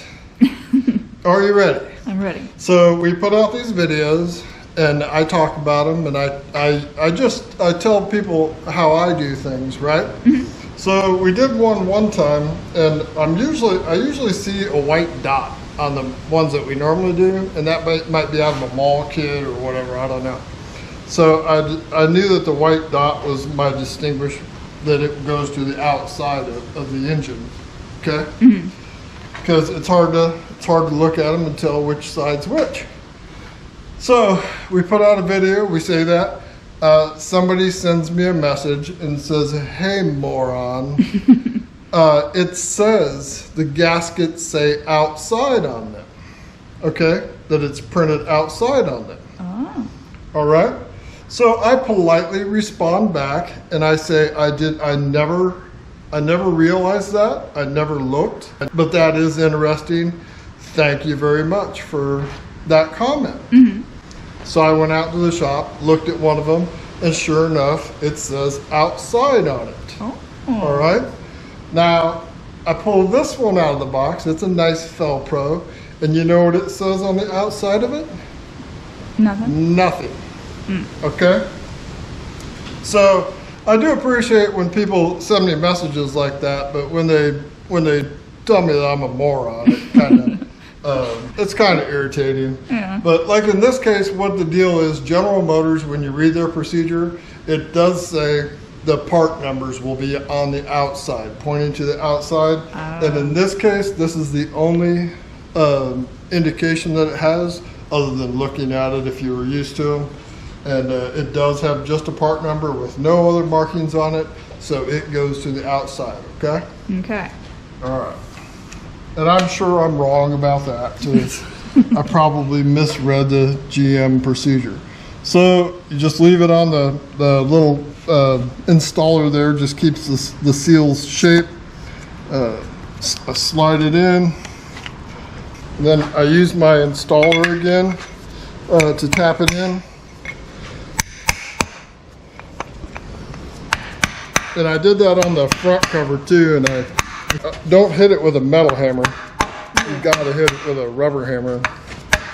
And you can feel it definitely has hit bottom, and it is sitting where it's supposed to sit, down at the bottom of the seal retainer. Right? Yeah. Okay. One more piece. That wasn't really a rant, but it's something that's frustrating because I'm always up on like having somebody point something out to me.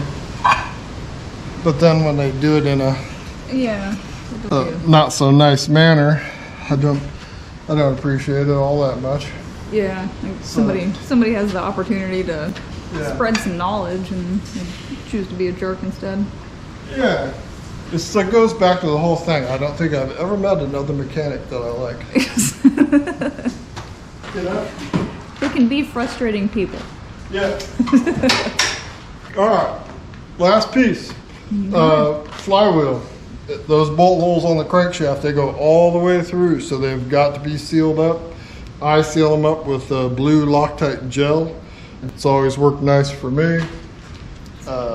Less grippy. Yeah, as far as I'm concerned, when it comes to doing this, more is better. Yeah. Sealing them up. Okay.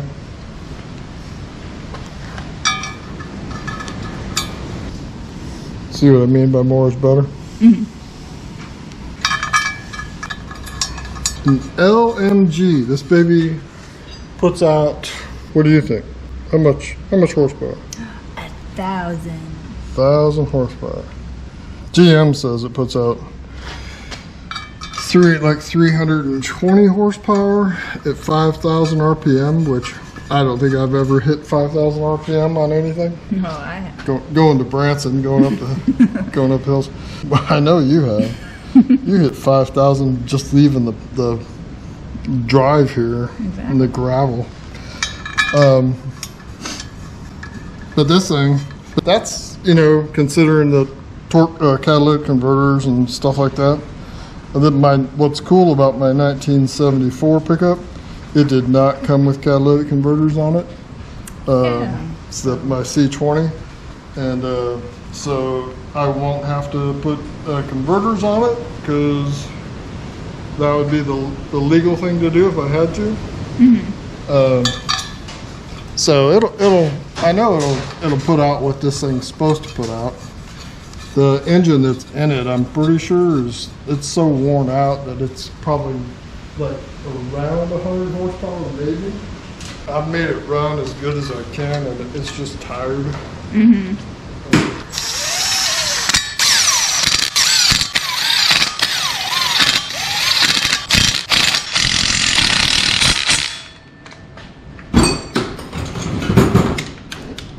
So,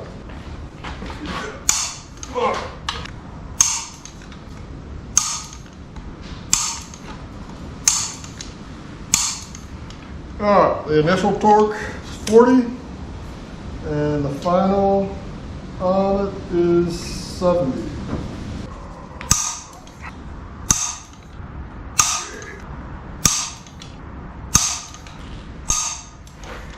Good. Up if you want to put them in.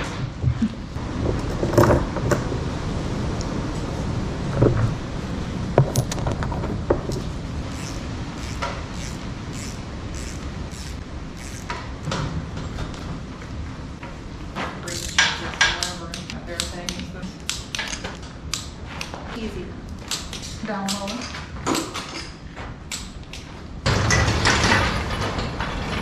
All right, so there you go. Like we said, this one is for Jerry's truck, so we did things a little bit differently than what we've shown in the past, but we're super excited about it. We're super excited to not work on the 74 again for a while.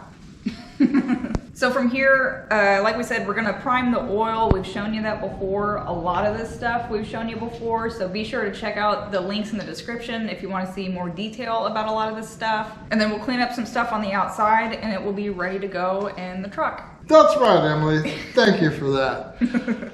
Like Emily said, this is going into my 1974, and we are on a serious budget with it because it is ours.